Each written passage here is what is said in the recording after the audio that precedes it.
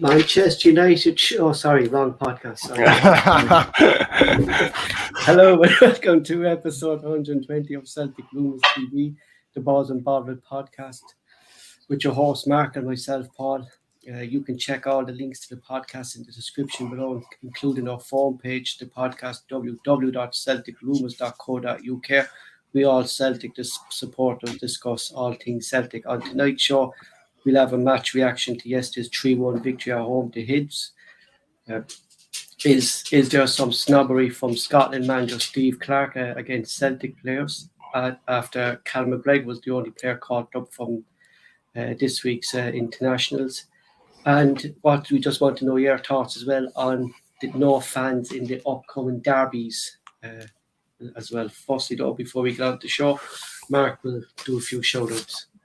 Right, thanks very much, Paul. A couple of quite important shout-outs first, Paul. Firstly, Terence. For anybody that doesn't know, Terence ended up in the hospital, what was it, Paul, about 5 weeks ago now? Mm-hmm. A brain aneurysm, that's what you call it, isn't it?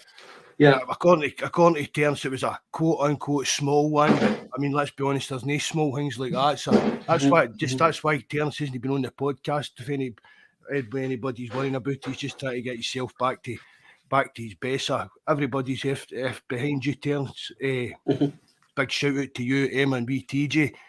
In the same extent, ROH Richie for the forum, he's starting another back on the chemotherapy again. The more he's had a hell of a time the last year or that. Do you know what I mean? It's getting to kind of bad stages for him. And that's if you do pray in that, honest to God, guys, can you keep Terence and Richie and their families and that in your prayers? That would really be a great help to comfort them. Everybody on the podcast, everybody on the forum, that we're all 100,000,000% behind them, both of them. Get a weird light, not that. Evening, Bobby. Nice to see you in, bud. Bobby's been sitting here for a while. Paul's been sitting watching the Man United game. Kidding on his internet wasn't working there for 5-10 minutes. Brian, nice to see you again. Brian's brilliant there. Mad Mental Kaiser, nice to see you again, buddy. That's about it. We're back up. But see the views we got in the last week's podcast. That was unbelievable, wasn't it? Aye. I don't know if that's because big handsome Jonas was on or not. But I think it was 267 views when I last looked. That's brilliant. Thanks very much to everybody that listens in while we're live and everybody that's listening back after it. And we appreciate everything. Really, we really do. And if you can, please remember, if you don't subscribe, please do. Hit the like button. And if you know how, leave a comment in the box below. And as Paul says, the links to everything, with Twitter, Discord, the forum and everything, that's on. There's a tree linked in the description box. Everything's on that too. Right, back on, bud. So Celtic maintained their 9 points leads at the top of the table, beating Hibs 3-1 at Celtic Park. Hibs took the lead through a spot kick scored by Josh Campbell, but Celtic, Yata scored from Celtic from the spot the 52nd minute, on the 81st minute, and Hak Savanovic on 90 plus 5 minutes. Hibs manager Lee Johnson was critical of referee McLaren's performance yesterday. And Celtic now have 15 wins and 15 at home at Celtic Park. This was Celtic's first penalty at home this season, the third overall. Out of 15 claims, Celtic have 5 penalties, after 29 games, and 7 given against their mark in 29 games this season. Just before I do the stats, Mark, I just want to touch on his performance yesterday. It was especially the Hibs free. Now, fair enough, Starfelt did it, but if that's the case, Mark, there's going to be a penalty in every single game with shot pulling and things. So again, you're looking at consistency from referees, but it happens everywhere in football, Mark. But why is VAR dragging it back in the Celtic game is the problem I have. I totally agree with that, Paul. I mean, he did pull his shirt, but as you say, it happens all the time. How many goals did the opposition players score with tugging a defender's jersey when they're going for the ball and that? I mean, that was a shocking decision again yesterday, in my opinion, as well. It really was. And I usually say, Paul, on some of the VAR decisions, I usually say, I've seen them given and I've seen them no given. That's what you kind of used to call kind of 50-50. You get them sometimes and sometimes you don't. But that yesterday, I've never seen a penalty like being given for anything like that before in my life. I can remember. Yeah, but that's the problems I have, Mark. Like the referees aren't giving these decisions. The referee has a clear view of play because he's back from it, so he's a clear view. He's following the ball, so he can see Starfeld's tug and he's letting it go. It's VAR. Aye, the problem I have. It seems to be every decision again. They need to put it back. And then the penalty he gave us, it did get chopped off. Yeah. I mean, we seem to get it every week again. Into it. We said we didn't want to keep talking about VAR every week, but we seem to need to, because every time. I mean, I thought Hibs were shocking yesterday. Their full approach to the game, their full attitude, I thought it was shocking. That I'm not good to say I don't fancy that manager of theirs at all. He's a wee kind of annoying wee guy. I don't like him at all. But again, VAR and the referee was poor. I mean, the referee was poor for the full game. I think for both sides, Mark. Really. That's what I mean. Aye. There was tackles there. The lad who got sent off. Firstly, he should have been sent off before that. He stood up, and that wasn't looked at. Then he gets the yellow card. But then there was worse tackles than that in the game that just went kind of unnoticed. Do you know what I mean? It's kind of the thing about VAR is now at the moment, Mark, is they're picking and choosing what they want to see and what they don't want to see. Everything Celtic, every single decision that involves Celtic is getting looked at. It's not happening. It's not happening to that extent in other games, Paul. And that's, I mean, we keep on saying it. The clubs in general. I keep saying it right. Rangers fans are moaning about VAR. We're moaning about VAR. All the other, Jonas has been moaning about VAR. So all the other teams are doing it, and the clubs seem to be kind of accepting it, whereas the fans don't. I mean, Celtic's came out and says they're quite happy with what's going on, the way it's actually been implemented. But they've had concerns, and they've like been talking privately about these concerns. But things like that yesterday, it's unbelievable, and it must. I mean, it must really, really piss Ange off at times. I mean, I know he kind of laughs it off on the side of the park, but if that's a big game, Paul, a must-win kind of, do you know what I mean? And these VAR decisions are going to come in. You can't stand there and laugh. He's going to, at one point, I can see Ange blowing his top, my press conference over it. No, it's kind of getting on the point, no, Mark, where it's just getting ridiculous. Do you know what I mean? Like, as you said there, like, there's no one being accountable for it. Like, it's just being left as it is. And if it's going to be left the way it is, it's not going to change. Do you know what I mean? It's no, there's Mikey on it, he's in the car. Evening, Mikey, and Mrs. Mikey, if she's with you. No, Paul, and I mean, did you see the lines on that Rangers goal and that as well? Oh my God, I mean, here's an interesting thing, Mark, and I don't know how true it is. It's going for the sublime to the ridiculous. There's a rumour going around that Douglas Ross travelled with the Rangers team yesterday to the Motherwell game. How was he officiating in it? He was, yeah. No, I can't see that, Paul. There's a thing on Twitter that him arriving with the Rangers squad with Gareth, with Michael Beale, and that's where these things came on. No, he could have arrived at the same time, but like, why is he coming into the game talking to opposition managers? Do you know what I mean? Like, he shouldn't be reffing those games anyway, Mark, in my opinion, anyway. No. Because you know his alliance there anyway, do you know? But that doesn't come into effect in Scotland. Aye, that's just the referee. We've said it before plenty of times. The full refereeing system in Scotland's stinking, Paul. It's rank, rotten, rancid. Evening, you, Deef. Thanks very much for coming in tonight, mate. When you were talking about the line there as well, like it was like the line was pushed back and then pushed out, or do you know what I mean? It wasn't straight, like. No, I mean, I can remember, Paul, and I don't know if I've picked it up wrong, Paul, and I've said it to you before, but I've said it when VAR first came in a few times to you. Should the lines not run parallel with like the 18-yard line in the centre? Yes. Do you know what I mean? If you draw lines on a pitch, they should run parallel to the other lines if you're drawing a straight line, and they just don't seem to be doing that. I mean, see that, and Fir Park. I mean, we had a dodgy one at Fir Park. Was it Yota's goal that get chopped off, and it was perfectly a good goal. Perfectly on, yeah, it was.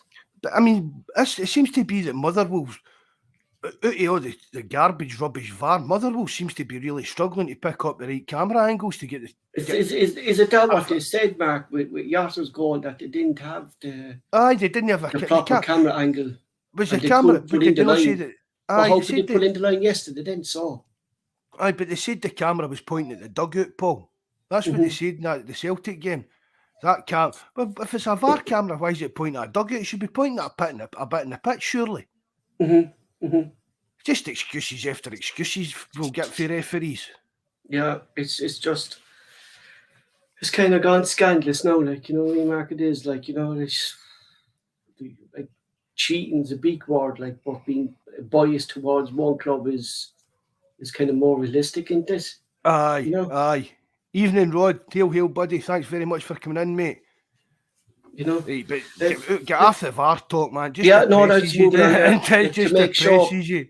I'll just start going about that one against that penalty at Hearts from the beginning of the season again. To make sure Rangers didn't get any confidence before the upcoming derby on the 8th of April, Celtic still maintained their 9-point lead going into the international break. The game yesterday, the Sats were shots 35 to Hibs 3. On target 9-1, off target 15. There are 2 passes, 767%. There are 2 or 4 red cards, 1 to Hibs, none to Celtics, and 1 yellow card, and 3 to think. Just there was like similarities there, Mark. Like 35 shots in goal, I know. 9 on targets, and like they want, like, can we call them shots? Like, I mean, when we're blowing them over the bar from freaking 20 yards out, or Aye. do you know what I mean? Like, for me, like, as we're not creating clinical thing, and I spoke about this, Mark, in the Hearts game. He spoke like Kyogo's making these runs, but we don't have the players at the moment don't have the awareness to pick out these ones. So I'm sorry, no, like, but how long has Kyogo been at the club? Sure, because the players can pick Kyogo out. Instead of putting in these crosses just for the sake of when there's no one in the box. As you said there, Mark, when O scored his goal, you said the live shot, it just shows when you have a person who can score with his head when you put in the right crosses. Why be putting in these crosses to Kyogo, who you know is not going to win those crosses? Yeah, I always said that, Mark, that we don't kind of play to Kyogo's strengths. We go down the line, cross the ball, but Kyogo's not going to get these goals with his head, is he? No. I mean, Kyogo, I think that was probably the poorest I've seen him in a Celtic jersey yesterday, to be honest, Paul. But I mean, just had a bad game. There's nothing, you know what I mean? That's all it is. But he's entitled to that, like. Oh, aye, definitely. Do you know what I mean? You're not going to crucify him for having a bad game, especially against that. I mean, it was basically in the middle himself against 10 men. Do you know what it was? It really was. I mean, the full Hibs team was just in their box. That's really hit. Kyogo was in there playing against a 10-man defence. Definitely. But what, like, we were in the situation when, Mark, we were calling for Giacomarcus to start. Like, do you think we'll ever see O getting a start, resting Kyogo? Or is it going to be back? Because I said that when we signed O, is there ever going to be a question where he might get frustrated that he's pushing to get this far and he's not getting his chance? That's what's going to happen, Paul. I mean, don't get us wrong. I think Giacomarcus jumped the gun a bit too early, and I think he's gone with his move. I mean, fair dues, he's getting a fair wedge of money over there and stuff like that. But I was talking to Mikey about it. That Atlanta's a pure shithole of a place. You can't go out there after dark and stuff like that. I think maybe his wife's been behind that move, thinking, a big move to America, stuff like that. I see he scored for them as well. But any player, Paul, I keep saying it, any player that's not playing should be unhappy. They should be, every player should be wanting to play at every game. Do you know what I mean? And then, but as you say, if players aren't getting a chance, I feel that they're not getting a fair crack of the whip, they're going to get unhappy about it. Well, did a great quote by Roy Keane about that, Mark. Like, it's up to you to get your position, and it's up to you to keep it. Oh, aye, definitely. I really do, though. Like, as much as I love Kyogo and what he's done, but he's the one player, Mark, I think, where there's kind of favoritism. Aye. It just seems to be if he's fit, he plays, isn't it? And it does seem to be kind of Angie's kind of blue-eyed boy, if you want to put it like that. But I mean, he's still scored as a barrel load of goals. But definitely, other times you've got to have another option. Do you know what I mean? They've got to have a plan B. And I think, I mean, after I keep saying it, Paul, I know he scored 20 odd goals, blah blah blah, but he should have had more than that. Again, Paul, I'm going to say it. I think O's a better out and out striker than Kyogo's going to be. Well, if we're going to be kind of playing in these crosses, Mark, it's going to be suiting O. Do you get me? Aye. Aye, definitely. A big strong. I mean, we keep saying it, Paul. I mean, like that, the big boy for Shakhtar that told us to apart that Mudryk and guys like that. I mean, big strong players with a bit of strength and a bit of pace, and that's what O to me's got. Do you know what I mean? I'm not saying he's got. I'm not saying he is that player for us, but he's the type of player I think that could do a job for us in the Champions League, Paul. Jeez, when he took off his top yesterday, Mark, he was like a built like I know, an man. ox. You didn't expect it, man. The muscles in him. It was like looking in a mirror for me, Paul. Mm-hmm.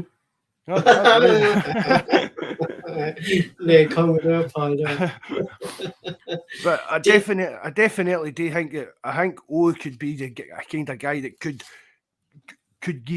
score goals in the Champions League because he is that kind of big and strong.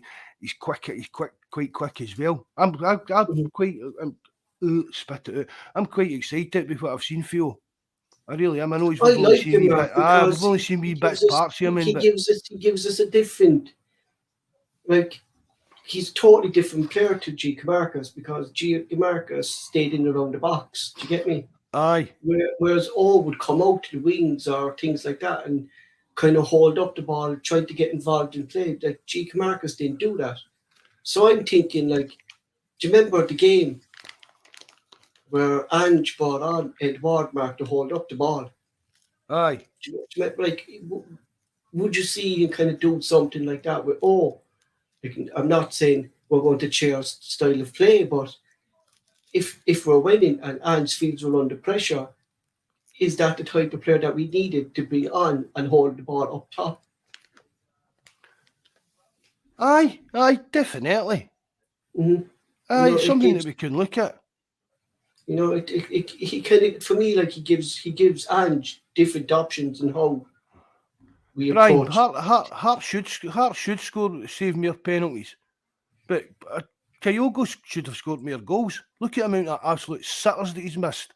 I'm not talking about he should have. I'm talking about goals, golden cut edge chances at an open goal, and he's missed them. Do you know what? And there's numerous of them, Paul. Mm-hmm. Oh, there is absolute sitters. Do you know what I mean? It seems to be. I'll tell you for now, every Paul. 3 shots, Mark, you get 1 goal. See, a fully fit Lee Griffiths, right in the heat Lee Griffiths would have scored more goals in this Celtic team this season than Kyogo it has. Without a doubt.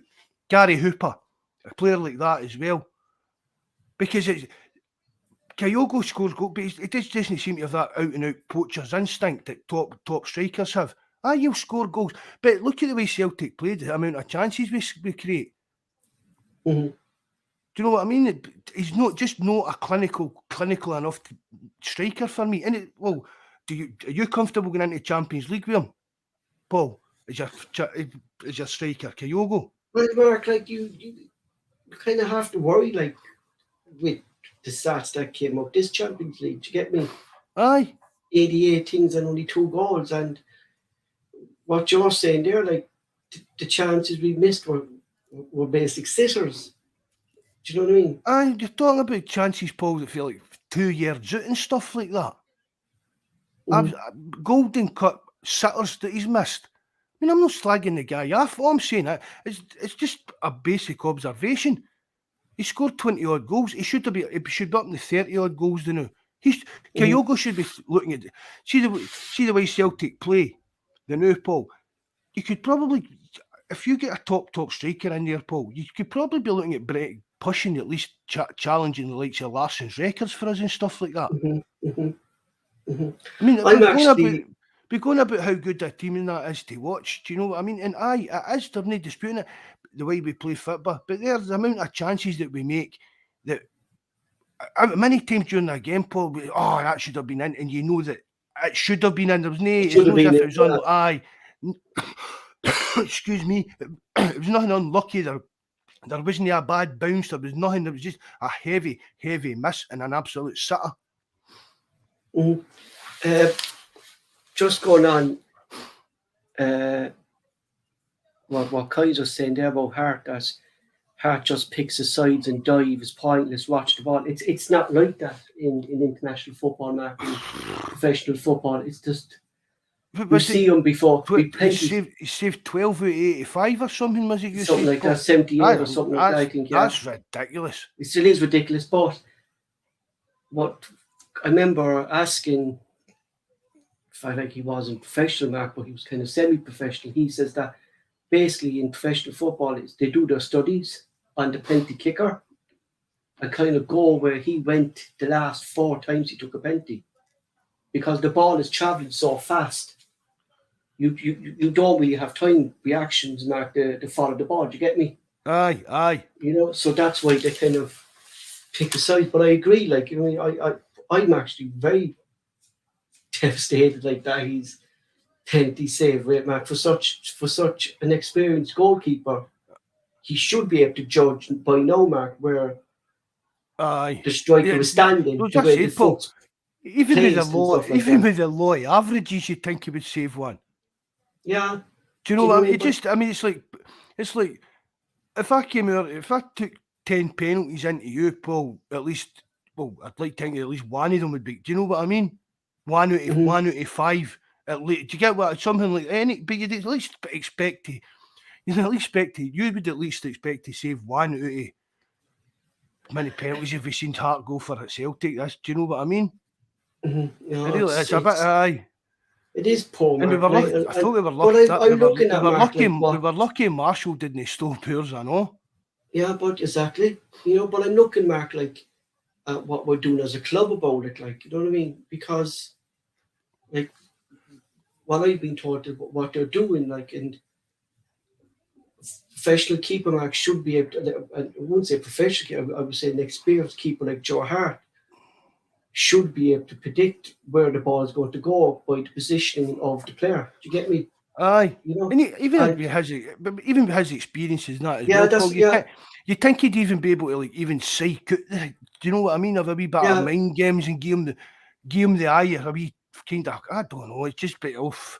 I mean, like, I've got no confidence whatsoever I'm saving a penalty for Celtic. No, because he's such a good shot stopper, Mark. You think he'd be good on these 1-on-1s? Do you get me? It was the same with Craig Gordon. He saved 1 or 2, but he was actually poor penalties as well. Bawz was a great goalkeeper at penalties because Bawz did what you said he did, Mark. He psyched out the player. Do you get me? Aye. We don't see that in, like, look at the fella Martinez, Argentina. He psyched out the players. He put the ball where he psyched out them so much, Mark. He made them put the ball where he wanted. Do you get me? Aye. It's all mind games, like, but he did, like Rod, he did save a lot, but that's where most of his penalties saves came from. His Man City time. If you go back through his career, a lot of his penalties, Mark, was saved when he was younger. So that's saying that he was better getting down to the. Maybe that is one of the problems, Paul. Getting down quicker, kind of thing. I don't know, but I don't think I'll ever have confidence in Hart going to save a penalty for us. It's like, I really don't. It's like when we couldn't see the penalty, like you're really guaranteed 1-0 down or something. Aye. At that stage, like, I suppose, Mark, the big burner on yesterday's game was Hayata going off so early.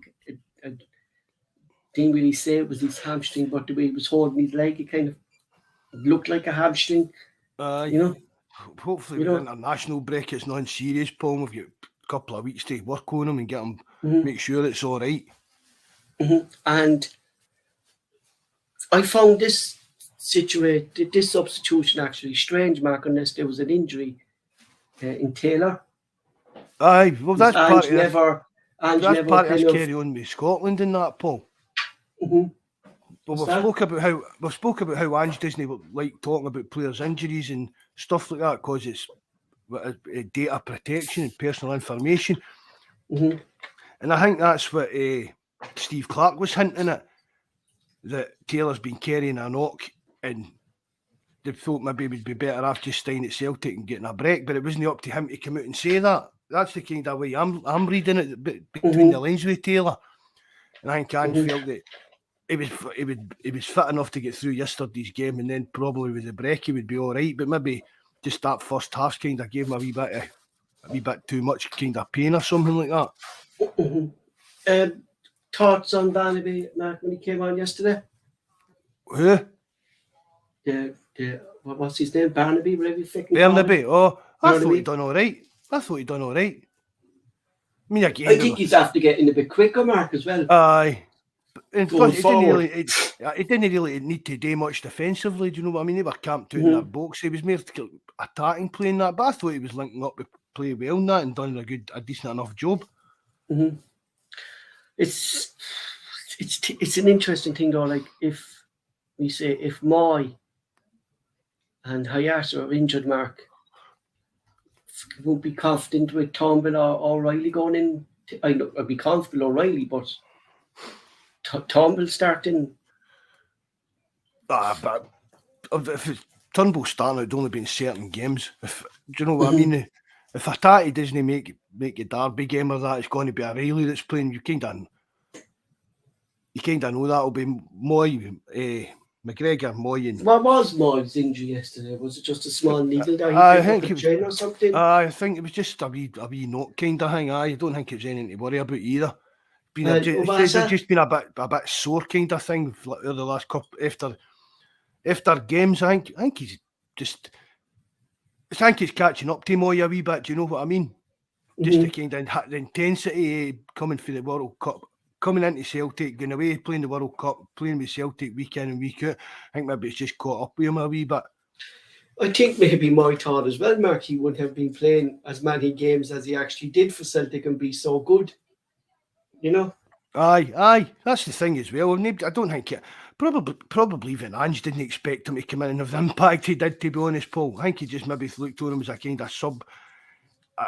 Start the odd game here and there, that somebody that he could rely on. But I mean, Moyes, I think he's proved everybody kind of wrong. I don't think anybody was that excited about the signing. Nobody really slagged it off. It was just a kind of, that's a bit of one for the left field. But it's worked out well, and the guys took his chance. A fair play to him for doing that. And just people were talking there yesterday in the live chat. Owasa, he wasn't there. Was that an injury as well, Mark, or was he no, that was an injury as well. I think he was at a back strain. It was at a back strain or something he picked up in the training or something like that. I think it was a red, Paul. Just start with Rod there. Where do you guys see Owasa fitting in and when? I've said it before, Rod. I think he'll be one of the first picks next season. Because I don't see Hatate being here next year, and I think the midfield three is going to be Owasa playing the kind of number 6 CDM role, McGregor getting moved up one of the slots with Moy, Turnbull, O'Reilly, whoever picking up the other spot. That's what I think next season Owasa will be one of the first pick players for us. I don't know, will Turnbull be here either, Mark, to be honest, man? Nah, I don't know if Turnbull will be here. A year left in his contract, isn't it? Yeah, and there seems to be nothing kind of... No, you normally hear that there's negotiations, like you normally hear that kind of leaking out, but there seems to be... I mean, there'll be plenty of interest in Turnbull. Yeah. I mean, there will be. I know West Ham they've been scouting him. I think they've been watching him if he was at Motherwell. Do you know what I mean, sir? There will be a fee for him, and fair play to the lad. It's no work to it. It's a bit of a shame because he has got the talent. He really has, and I don't know if that bad injuries kind of hindered his progression or no, Paul, or whether it's he picks up a lot of wee niggling injuries as well, didn't he? He's always in and out the team and stuff like that. Like, do you know what I mean? He's never kind of... He's one player, Mark, like I said to you, like he's never really kind of nailed down a place within the first team. You know, he's always been a big part player, and I don't think everyone knows why. He can only do the one kind of role as well, Paul. You know what I mean? And seems to like guys in the midfield that can do a couple of jobs, and Turnbull's a bit like Rogic, really, and he's a bit like a one-trick pony. Overall, Mark, yesterday, did you think Celtic were comfortable? Or were you nervous going in at half-time at 1-0, or were you comfortable that Celtic would always score like we never stop? As I said on the live chat, Paul, I was me and Brian Bases were on the live chat saying, we'll still win this. Even when we were 1-0 doing it, I was always confident we would go to win that game yesterday, Paul. But again, just Hibs' tactics, the way they played the game, and pure scumbaggery that I think to turn up and start carrying on like that. You know what I mean? Really, just the full approach to the game. I mean, even Ange, he says, I don't need... What's the Hibs manager's name again, Paul? Lee Johnson. Lee Johnson. He says, I don't need to ask something about his opinions on. I heard it for over 100 minutes or something. So he's been at that byline, just gone mental for the full game. Especially too for their chief executive come out as well, didn't he? Critical of the referee, like, you know. Did they? It's just like, yeah, he did, yeah. I mean, how come they always come out with this, Paul, when it's against Celtic? But that's what I'm saying, Mark. Yeah. Do you know what I mean? Do you know what I mean? That saying, clown, that Robbie Nielsen, that clown for Hearts, every game. Do you know what I mean? And then see if he turned up at Ibrox and played the way his teams played against Celtic, they'd probably be closer to Rangers than they're in the league. And they'll probably beat them, Mark. They'll probably at least get a point out of the game or get 3 points out of the game. You know? You know what I mean? I don't know. Robbie Nielsen is so bitter, Mark. He was probably complaining about freaking the Celtic women beating Hearts today. He said that's what he probably was. Do you know what I mean? Any time they play against Celtic, they've all got something to say in the press, and yet when they go to play Rangers, nothing. Doesn't matter how many dodgy decisions go against them at Ibrox. That's just part and parcel. Yeah. Just what Brian is saying there, like Hibs manager was a disgrace, throwing an extra ball onto the park, trying to stop it. Like, why wasn't that a booking? Why wasn't that sending off? But because he done it twice, didn't he? Yeah, you know. So he should have get booked the best times for it. Yeah, you know, like it was a clear tactic, Mark, to slow the ball. Slow Celtic down, and he did, and then they are laughing then at the referee. Like, for me, it just needs to be made an example, Mark. A manager being sent off. I don't agree with this yellow card anyway for a manager. You know, I don't. No, if a manager does something that warrants a disciplinary action, it should be up to the stand. Definitely. You know, like when Hattati Bobby, when Hattati goes, we could be looking at 35-40 million. I think that's a bit much. Oh, I don't know about that, Paul. I'll be well over the 20, I reckon. Mm-hmm. I don't know if it'll be 35-40. He could do. There's a few players in that team that could break the Tierney record.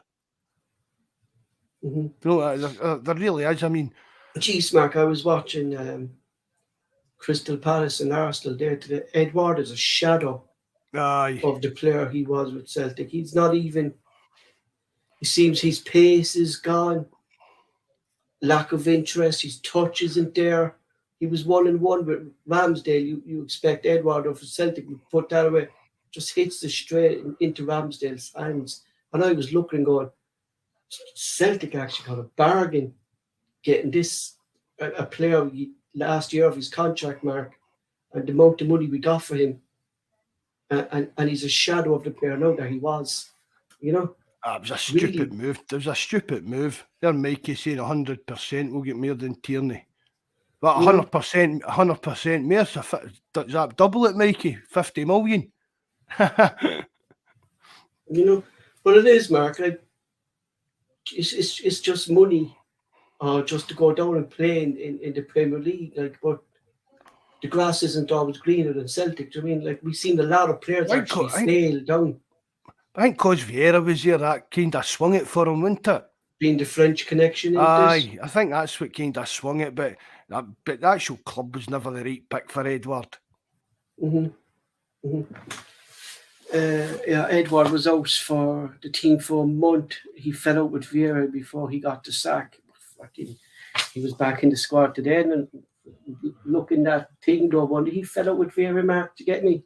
You know, it's been reported that Celtic and Rangers have blocked fans for the final two derbies at Celtic Park and Ibrox after the split. Celtic reportedly wanted the allocations resorted back to former capacity of 7,000. Rangers have declined this, so Celtic made a decision that at Celtic Park there will be no fans, away fans, and Rangers follow suit. Celtic, for me, have been brought into this as how would you say it, Mark? Negotiation. The bad one, yeah. They're trying to make Celtic look like the bad guys again. It's kind of talking about, like, they're forgetting like that it wasn't us who started this. Like, we all know the reason why they started this, Mark. Do you know? Paul, see the thing about it. You see if you can go back on the internet and you can find on their forums and that petitions and stuff like that. There's one of them. Somebody put it up on Twitter the other day. There's been one of them, and they've been getting onto the board for something like for the last 4 years or something like that. They don't want Celtic to get all this end of the stadium and stuff like that. So this wasn't just do you know what I mean? This has been a kind of concerted plan by them over a long period of time to get this allocation slashed. Mm-hmm. You know what I mean? So Celtic reacted to it. That's the Celtic, and that's one of the things that I said this to Mike the other day on the phone. I said Celtic need to get more you need to get proactive and no reactive. No, what I mean, we do things first, and that's what they seem to have done this time. Says, look, it's either back to full allocation or it's nothing. And that's what Celtic seem to have done, and that's what it should be. And the reason that Rangers can't, right, and it was reported in the press today, and that was wrong, and Celtic need to call out things like this as well. It was reported that both us and Rangers sell season tickets for that, like the away end kind of thing. But the Rangers season ticket includes the derby games. The Celtic ones don't. The Celtic could see if Rangers had said, right, fair dues, we'll go back to it. We'll go back to the full allocation. Celtic could have done that easily for the next derby game, but Rangers couldn't, because they've already sold tickets for that game to their season ticket holders, and that's why, unless they're going to change their season ticket and policy or whatever you want to call it for the next season, this is just going to be where it's going to be from now on. And I'm happy about it. I don't want them in the stadium. I'm getting to that stage now as well, Mark. You know what I mean? I heard on Twitter there was a Rangers podcast of a fella talking, and he said the 700 fans of Rangers fans in there were bombarded with bombs. That Celtic fans threw bombs into a Mark. Bombs. Bombs, as in explosive bombs. He says there was arms and legs thrown everywhere. Right? There was a child who lost his hearing for 2 minutes, but his hearing came back. Right? And I'm looking on. If there was bombs thrown at any game of football, it'd be all over. You wouldn't even get that Turkey, do you know what I mean? Do you know exactly, Mark? Do you know? And the fellas with him then were agreeing with him. Yeah, it's a disgrace. It's a disgrace. Yeah, the way we get treated. And I'm looking, going, what planet are you actually living on? Like, to say that there was bombs thrown at a match. Do you know what I mean, Mark? Bombs. You know. See when you see some of the stuff that gets retweeted after Rangers fans and that, they live in another planet. Definitely, man. But it's like, see if you say something to me, Paul, and I'm like, no, Paul, that's no right. Do you know, if but something you've had, no, Paul. I mean, many times we talk about stuff, Paul, and we send each other articles and stuff, or do you know what I mean? But if you came out with something absolutely crazy that you just basically made up, I'd call you out on that. Do you know what I mean? Mm-hmm. Or even if you'd read it somewhere and it was wrong, I'd say, "No, Paul, that's built. You've died. That's a parody. That's just somebody." Do you know? But they just come up with the craziest fucking stuff in their heads, and every single one of them, every single one believe it. All right, that's it. They do, they do. Do you know what I mean? And then they're trying to fucking tweet it out. Then, like, and they're looking down, going, "Is this fucking fella here for real?" Like, you know what I mean? You know? I mean, there was one the day, and they went on about. I think it was one pass that Cantwell guy they signed. One pass he made, and they were like, it was something about comparing that's one pass that he done to what Hatati's done for us for all season. That's basically what this guy's done. Do you know what I mean? I mean, Mark is saying a lot about Cantwell, Mark. If he was out of contract into the season, Norwich weren't going to get him. Norwich left him go in January. Was it him that went down dead easy? Yeah, and then there was like he went down holding his face. Hold his face, like, yeah, and hold his face like he got a belt of a stick or something, Mark. But no team down south wanted him, Mark. Do you get me? So there's a reason why he ended up there. Do you get me? You know. I've said that at the time, Paul. I said that about that boy for Belgium as well. I mean, Belgium produces some of the best players in the world. Right, so you can imagine that league is scouted heavily by all the big teams in England and that, looking for the next De Bruyne when he's only 19. Guys, do you know what I mean? And if Rangers were the only, I can't even mind the guy's name, but if Rangers were the only team in for him, something like that, isn't it? if Rangers are the only team in for him, Paul, you've got to question how good he is. Do you know what I mean? Same as that Cantwell. If you're done playing in England and there's no even English teams putting in doing it, really even showing any kind of interest in you. I mean, that Cantwell, who was it? There was somebody say, he doesn't like to tackle and he doesn't really work hard in that. Do you know what I mean? But give him the ball and he'll excite the crowd in that. And you're like, just another fucking you know feet. That's aye. You know, just get the lads' thoughts there on what's your thoughts on the allocations? Are you in favour for them to come back to normal capacity, or are you in favour, Mark, just have none? You know, it's gone. It does affect the atmosphere, Mark. Anyway, just having 700 fans in it, it's either full capacity or none, because it is, for me anyway, the way they put the Celtic fans in Ibrox, it is a safety concern for Celtic fans. Definitely. Aye. I said as well. Mark, like if I put this, sorry Mark, I put this way, if they can't guarantee the safety of Chris Sutton and John Hartson up in the studio, how would they guarantee the safety of 700 Celtic fans down in the corner in between two sets of Rangers fans? I know. And see, really, you can see it from Celtic's point of view as well, because you're like, and it's like me and Mikey were talking about this the other day, Paul, and it's like we're saying it's only like 700 of them, right? But then there's a kind of the blank seats, you know what I mean, to keep the fans apart and stuff like that, and the logistics of getting 700, 800 fans in and out of Ibrox. I mean, it cost both clubs a fortune, Paul, just to get 700 or 800 fans in. Whereas it probably, for the price of the tickets, I mean, say it's £50, what's 800 times 50? Counted this other day, 400 grand. Right? 400 grand, that can't be right, can it? But the majority of that's gone in stewarding and policing and security and making sure that all the fans can't get to each other and that.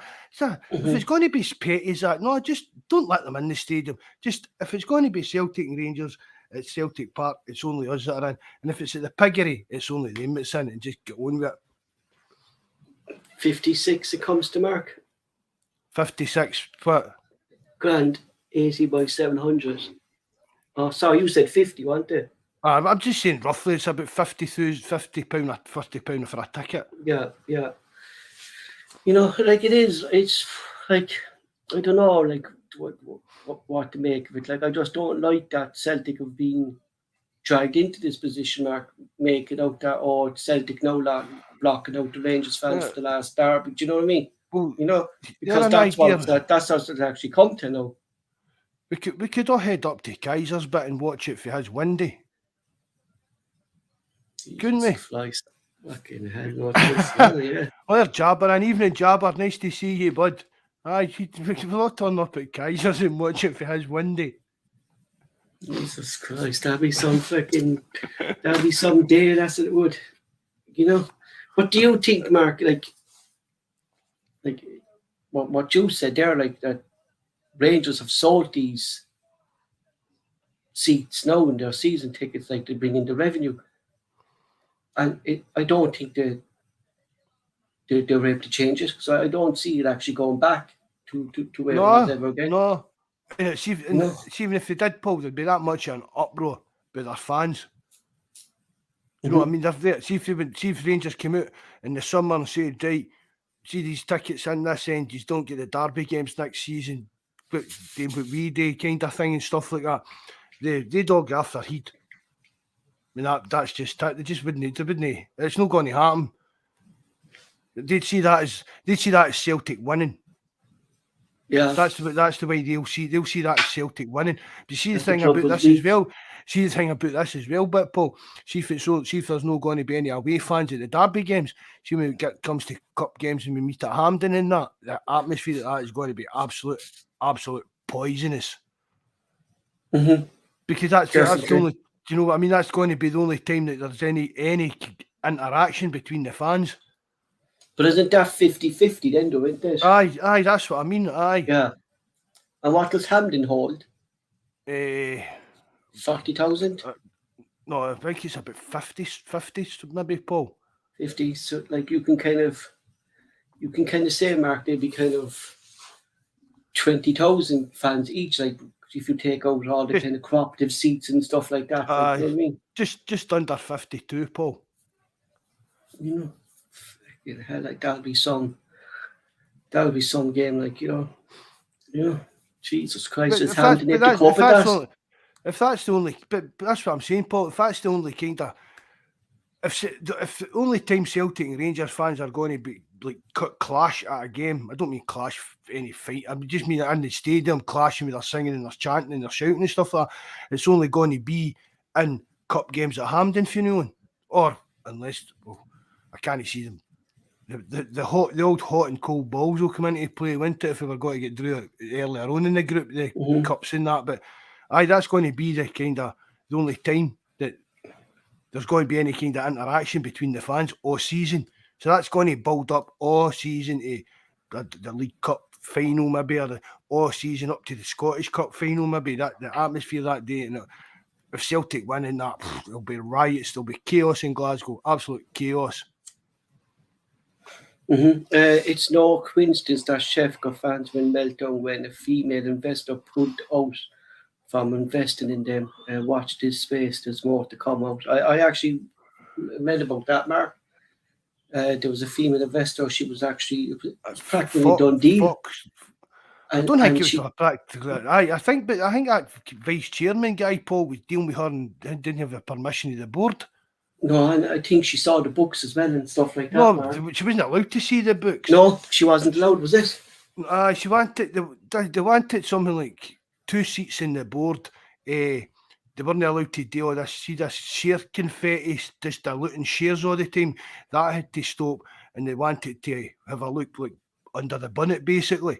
And the board, Dougie Partners, like, no, it's not happening. So I don't think it was never going to come to anything, I don't think, Paul, simply because the reason that Dougie Parkin, they gave the guy, I can't even mind his name now, the vice chairman or something, he gave him permission to talk to this woman there in America.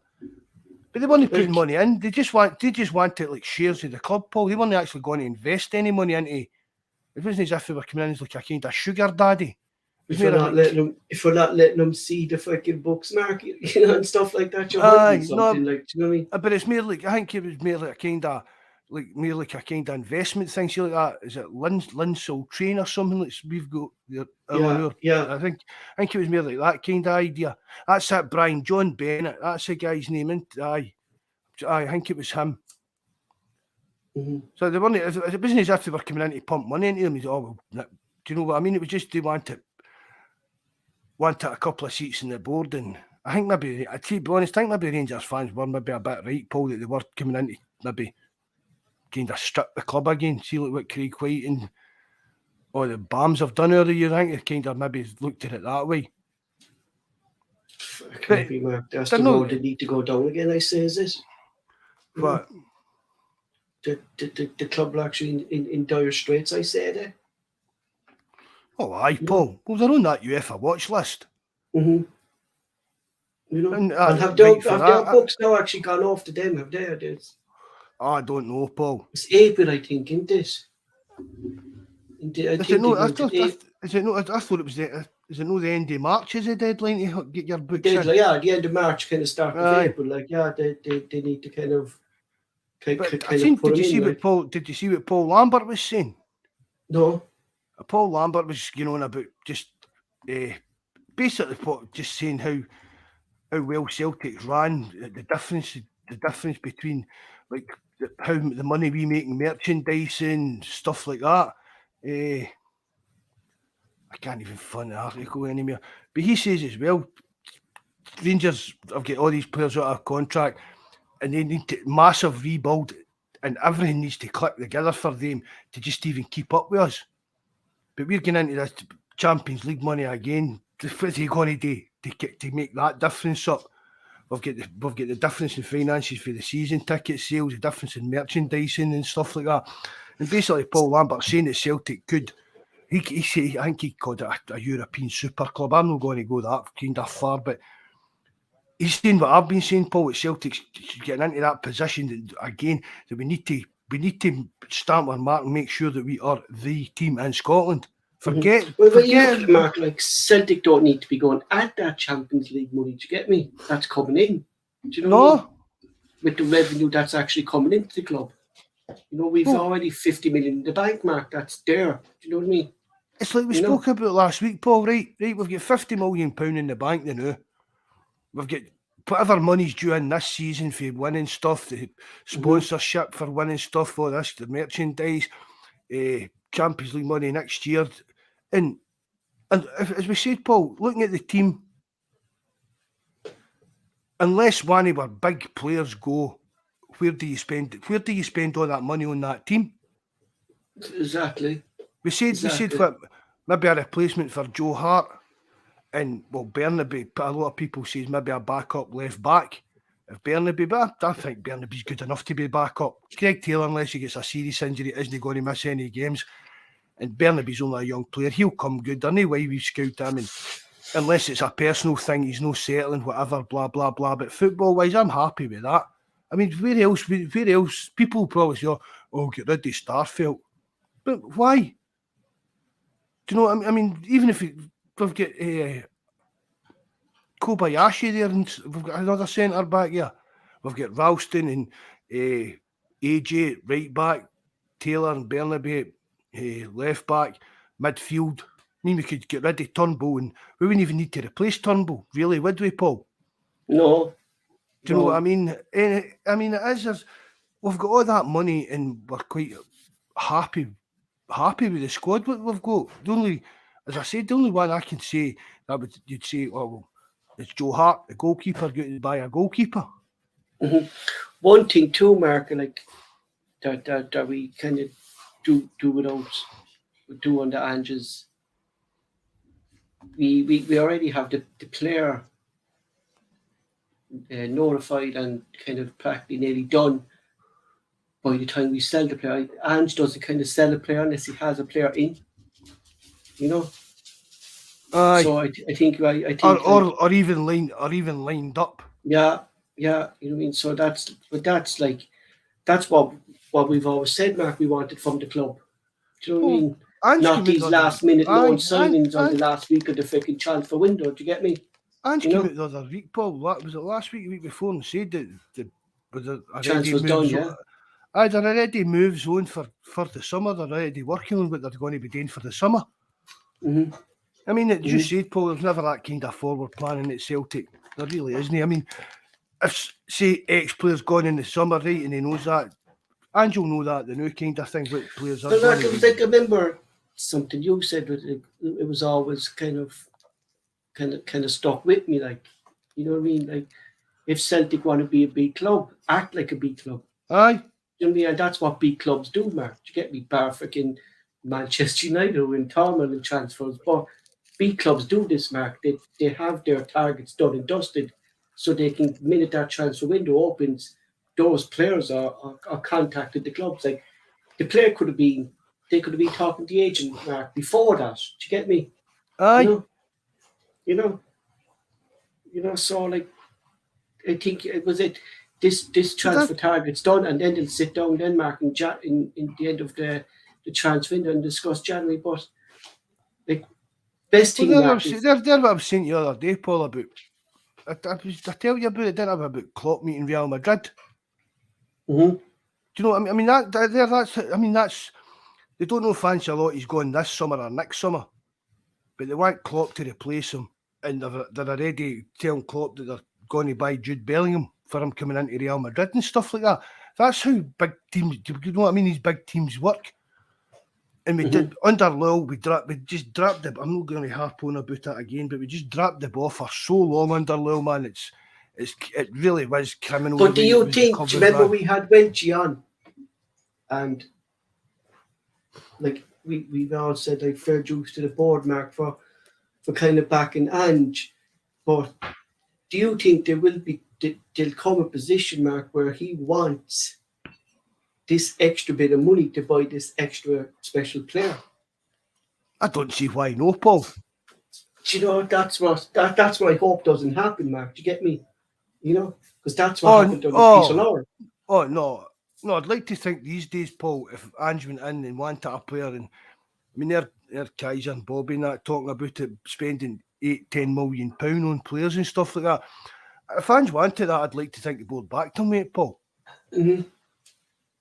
Well, we got it back for Edward, Mark. Like, we bought Edward at 9 million. Do you know what I mean? It wasn't a ready-made product. We got the value off him. Do you know what I mean? We got the player we wanted. We got the goals. As I keep saying as well, Paul, it's not as much the transfer fee that bothers me. It's the wages. Pay. You can always pick bargains up with transfer fees, Paul. Do you know what I mean? You can always get a bargain with the actual fee. Exactly. Aye, but you go back over the years. I mean, £1 million for Cantona, £650,000 for Larson, and it was meant to be costing us, what was it, 2.5 million, was it? We were meant to be paying for Larson, but there was a clause in his contract that we Fergus fought and stuff like that. Does the Brexit now, Mark, kind of stop that? I think, does it, or getting these young players and stuff? But was there some new rule came out about that? Was it? I know it's in England, but can Celtic still? The Brexit makes it easier for us, Paul. I do. I'm sort of confused there. Yeah. Aye, see, we'd maybe struggle. See, like Burnaby, it was always easier to get a work permit in Scotland. Right, it always was. That's how we ended up with Wanyama and Birmingham. Alec McLeish tried to sign Wanyama for Birmingham at the time, and he couldn't get a work permit. And when Celtic went to sign him, what was it called? The exceptional talent rule they used to call it. And Alec McLeish actually turned up at the tribunal or wrote a letter or something to back up that Wanyama was an exceptional talent kind of thing. So Alec McLeish gave Celtic a horn to sign Wanyama. But for Brexit... Was Dembele done under that rule as well, wasn't he? Dembele's French. Oh, right, sorry. So it's outside Europe, is it? It was outside Europe.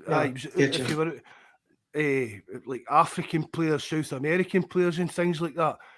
But it was always easier to get into Scotland because it goes on the kind of standard of the league and stuff like that as well, Paul. Do you know what I mean? But for Brexit... Well, how did we do the Dembele deal then, Mark? Was that some new contract or something like that? He was classified as a new player on the Fulham or something, was it? It was because he was out of contract, Paul, and because it was a cross-border deal. See, if an English team had wanted to sign Dembele, they would have had to pay them for the month. No, it would have went to, I think it would have went to the kind of old-fashioned tribunal stuff, Paul, and there was a set amount and it would cost so much. But because he was moving outside England and coming up to another FA, it was only the compensation or development fee we needed to pay for him. Wow. But I think it was about 500,000. So basically, it was like a trickle-down effect. It's just basically a kind of compensation. And the Fulham would get some, and it all trickles down to his team's fee. He was a young boy kind of thing. Just because he was because of his age as well. It's just so people weren't poaching young players. Do you know what I mean? If he was a bit older, we wouldn't have needed to pay anything for him. Moving on. Something that came up this week, Mark. Is there a bit of snobbery from Scotland manager Steve Clarke with Celtic players? Celtic manager last November wouldn't release Celtic players for the Scottish upcoming internationals, which wasn't an official friendly under FIFA rules. Steve Clarke kind of, you would say, he got the hump back then, didn't he? Kind of wasn't impressed by us, but which Scottish players are? Who would you say we should be in the Scotland squad? Well, Taylor, I knew off you was kind of injured, but I would expect Radisson, Mark, to be called up, or But it's or not playing. Turnbull was always kind of in the squad, weren't he? You know. I mean, I'll be honest, Paul. To be honest, I don't actually know who is in the squad. Well, I'm the same too. Like, but you know me, Mark. You always kind of see contingent of Celtic players in there. Do you mean he was given out that released in November, and then but we've not got that much Scotland. We've not got that much Scottish players that are kind of starters, Paul. That's what I mean. But is this actually bad for Scottish football, Mark? That we don't the top club in Scotland aren't producing Scottish players, or do you not care less? No, for the Scottish national team and that I couldn't really care less, Paul. But I mean, you like to see homegrown player come through. Aye. And hopefully, Paul, over the next couple of years under Ange, more young Scottish players will get into our squad. Mm-hmm. But for what Ange has been trying to do, they're just maybe no there, Paul. Maybe no. I think what he kind of said, Mark, about when I was kind of reading up on the B team, Ange said that it won't be until his third season when players from the youth system will be getting up, because they'll be only kind of getting used to what Ange does. Do you know what I mean? And it's kind of only this season, really, Mark, we saw kind of young players kind of getting on the bench at least. Like a young lad Summers was on the bench against Hibs there at the weekend. We saw Laurel on the bench. We saw Rockovette on the bench. I mean, so he is gradually... 2 seconds, Paul. Good night, Brian. Thanks very much for coming in again, mate. Speak to you later on, bud. You know, it's like, but he is like, that's what I always said to you, Marco, since we've done the podcast is when the likes of Beaton and players who, Mark, who you knew weren't staying at the club or they weren't good enough, were taking up a place in the bench. Do you get me? When a young fella should be getting that whole kind of first team experience. Like we do see that on the Ange, you know, so next season maybe we might see, like, I'm not saying they're going to break through, Mark, but I would expect them at least to come on off the bench, you know. Oh, aye. I mean, especially we've spoke about the young guys in that, but I mean, I don't think the young boy would have maybe got on the bench yesterday if Moy had been fit or a water, Paul. Do you know what I mean? I think that was one of our weakest benches, Mark, in a long time. Aye. But, you know, I mean, we've all spoke about Big Boss and Lowell and Rocco Vata and that. I mean, right, as you say, Paul, next season, you've got to see a couple of them at least try and get in about the first team squad. I mean, see when you actually break it down, I'd be actually good enough, like then, don't you? Well, but that's the only way you're going to find out, Paul. Mm-hmm. Do you know what because I mean? That's what pissed me off, Mark, when we saw young players leaving. You know what I mean? Without getting that, as we spoke about it, the pathway to the first team. But hopefully, we actually do see that on the Ange. You know. But Paul, we know that Ange is that type of manager. Mm-hmm. You know what I mean? He's come out and spoke about it, and people have spoken about it. He's all over everything. He's got the youth teams playing the way so that they're not coming up and they've not got a clue what the system is. Do you know what I mean? I'd put Barcelona, Ajax to play the same system right the way through. So you know that's something that Ange is interested in, Paul. And we've not had a manager that's interested in anything like that for Ronnie. No, we haven't. Ronnie was the last one. And I mean, you can even get back to the likes of guys like Martin O'Neill. Now, Martin O'Neill wouldn't be interested in the youth teams and stuff like that. Do you know what I mean? He really didn't. And Brendan Rodgers, no interest in the youth team. Do you know what I mean? Things like that. And it's the neglect. Lennon wasn't the manager who could progress the UT. Do you know what I mean? And that's hindered the club as well, Paul, over the last 10, 12 years. Because we could have been, see, even when the Rangers were out the league, Paul, even then we could have been bleeding some youngsters. Do you know what I mean? When you've no get the kind of, it was a kind of given we were going to win the league every year. Do you know what I mean? There was no competition whatsoever. But that was a time Celtic could have maybe experimented with stuff like that, and just poor direction for the club for the top. It really was. We should have been built up. We should have built up money, academy, you name it, Paul. We should have built up such a level over the years that like not just the years they weren't in the league. I'm talking about for they went bust. We should be so far out in front of them, Paul, that it's unbelievable. It's no harm, but we're But starting to get there. that's kind of really, Mark, the only kind of downfall of Peter Law, really. Like, in that he didn't bring Celtic to that next level when he had a chance. You know, I mean, fair enough, he bought us, He kept liked us to steady. talk, but he used to talk Exactly. about Celtic. Yeah, and that's Celtic are why a Champions League sized club. That's why I always quote what you said, like, yeah. Do you know what I mean? He used to Act throw like a that big in, club, but we didn't, like, yeah. He used to throw that the size. He didn't used to say Celtic are a Champions League club. He used to say Celtic are a Champions League size club. But he never had any interest in taking us to that level. I don't. People might disagree with that, but honestly, for whatever reason, whether he was just happy to be the top dog in Scotland and have won our Rangers, because let's face it, a lot of Celtic fans are happy with that, Paul. Do you know what I mean? As long as we're in front of them, that's all that matters. But look at the bigger picture. I like that, Mark. Like, I like that. But as well, Mark, I like watching Celtic in the Champions League. Do you get me? You know, I like seeing Celtic in the group stages. I don't. But I don't want to see Celtic getting hammered in the group stages either. No, do you know what I mean? But you know? I mean, it's like if you're playing in the champ, I keep saying it as well, Paul. For me, a wee bit of luck in the draw, we could finish second. Right, the minimum for Celtic should be for qualifying for the Europa League, finishing third. That should be the minimum, and I don't think that's too ambitious to ask for a club the size of Celtic with our wage bill.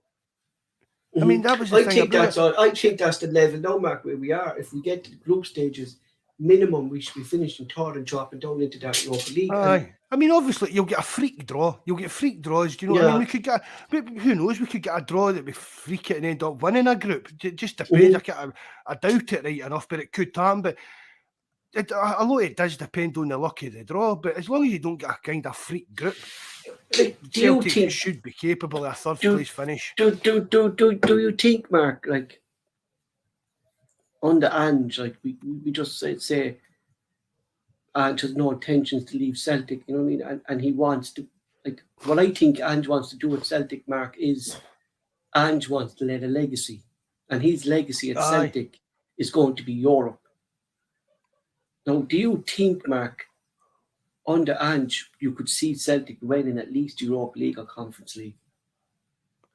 The Conference League, I don't see why, no. Because I'm looking at those teams in that Conference League there, Mark, like, and I don't see why Celtic, like, if we're dropping down divisions in Europe, why, if we got into the Conference League, like, I don't see how Celtic would win that. Like, I mean, for me, Mark, that's a trophy in Europe. Do you know what I mean? I know people saying that was the Conference League. No, it can't be. It doesn't matter. I think the Europa League, winning the Europa League would be a big ask. I think, Mark, that the Europa League, Mark, is after getting ridiculous. There's a lot of big clubs. I'm looking. I was talking to a fella there, Mark. He's a Leeds fan. He was a Leeds fan, but he was on about Champions League, and he says when he was growing up, Champions League was all about the teams who won their leagues. It was no third, fourth, fifth place finishes getting into it. Do you know what I mean? And the Europa League then was your, like, if you won the FA Cup, Mark, or your Scottish Cup. Do you know what I mean? You know? I can remember the 3 cups, Paul. Cup Runners' Cup. Remember the Cup Runners' Cup, Mark? Wasn't this? You did. The Cup Runners' Cup. You did. Well, it wasn't even. No, they still did have a Champions League. It was European Cup, and then it became the Champions League. You had the UEFA Cup, and then it was the Cup Winners' Cup. The Cup Winners' Cup was the Cup Winners. Do you know what I mean? Yeah, the Cup Winners. Yeah, exactly. If you won the FA Cup, if you won the Scottish Cup, that was the tournament you went into. The UEFA Cup was. So this year, now, Mark, do you know, this year now we say if Patrick the first cup. I'm not that old, Bobby. Fucking hell, son. Patrick Tiskell and Falkirk in the other semi-final, isn't it? Aye. But if they get into whenever the club gets into the final this year, Mark, if Celtic win it, or whoever went, like, they don't go into Europe. Do you get me? It falls into the team who finished fourth in the league, which I think isn't fair, Mark. Really, is it? You know? Oh, I didn't know that, Paul. I thought Yeah, they would have got a European no, spot. no, does it not? It goes into the team that finished fourth. That isn't fair then. You know, it's just taking out your whole. Just you're good what Mark needs getting to the final. Like, do you know what I mean? Aye, it used to be a kind of bonus. Do you know what I mean? Yeah, exactly. Like I can mean St Mirren winning the cup in 1987 or so. I mean, St Mirren won the cup in 1987. I can remember them going into Europe the next year. Obviously, I can't even mind who they played or that, but obviously that's a big thing for the players because they've won the cup. Exactly. And even getting to the final is a big thing for these weird clubs, and then to get a European place out. I don't think that's very fair, to be honest. And it's gone. Then it's gone. You know, it's the same. It's the same down England now. It'll be gone as well. Like, you know, so is this a UEFA thing again, Mark? Trying to get all the top teams into Europe. You know, it's UEFA's wheels after getting kind of corrupt in this. I think they're getting a bit. Paul. I think they're getting a bit desperate and trying to please everybody. They're trying to please everybody. Please all the exactly. Yeah. Do you know what I mean? Just because this Super League is brewing again, Mark, and they're trying to keep the teams kind of happy. You know. I mean, UEFA do a lot of bad things in that, but I think they're kind of they've been backed into a corner with this Super League stuff, Paul. Because I mean, it's like we moan because Real Madrid and Barcelona, all the teams share out all this money, millions up in billions every year, and we can't get a sniff at it. But it's like McBeal moaning about the money Celtic's got. Do you know what I mean? These teams have earned that place to be that. And we know how much he moans about that, Mark. And how Celtic, but it's even like Celtic fans will moan about that, and then Aki's fans will moan about the money Celtic's got, and it just swings and roundabouts when it comes to stuff like that. But UEFA, they're back into that Super League, and they're trying to please everybody and extend stuff and all sorts of stuff. And see, with Peter Lawwell being involved with ECA, Celtic will always be at the table. That's one of the good things about Peter Lawwell as well, being involved in that. He's there, and he's not just champion for Celtic, he's championing for all the weird teams in these weird leagues and stuff like that, so that to make sure. Excuse me. What was the Texaco Cup, Mark? Oh, I think I was a kind of regional cup, I think, Paul, maybe. I think that was a bit before my time, was it? No. Jesus, I remember the Anglo Cup. Was that the one between Ireland, Wales, and stuff like that? Was this? Oh, the Texaco Cup, the International League Board competition, a competition involving signs of England, Scotland, and Ireland that had not qualified for European competitions. Right. Jesus Christ, back in the 70s, just before I was born, Paul, round about when I was born. Jesus Christ, I was wondering there, goes, Jesus Christ, Rod, you're showing your age there, boy. That's what you are. Who? Huh? Rod. Aye, so he's been to one, aye. Burnley. Burnley, Paul, I swear to God, man, Burnley it's like getting back in a time warp. It's like getting back, I swear to God, man. The only thing I remember about Burnley was in the in-betweeners when they were travelling on the bus. I can take chanting for football things, but one thing got so pissed off. Well, because Danny Dyer done all these things about Britain's toughest firms or something like that. Go in. All right, Rab. Who? Rab? I don't know who Rab is, to be honest. Thanks very much for coming in, mate. Nice to see you. But go and it'll be on YouTube or something, Paul. I'll try and find it, but go and look for it.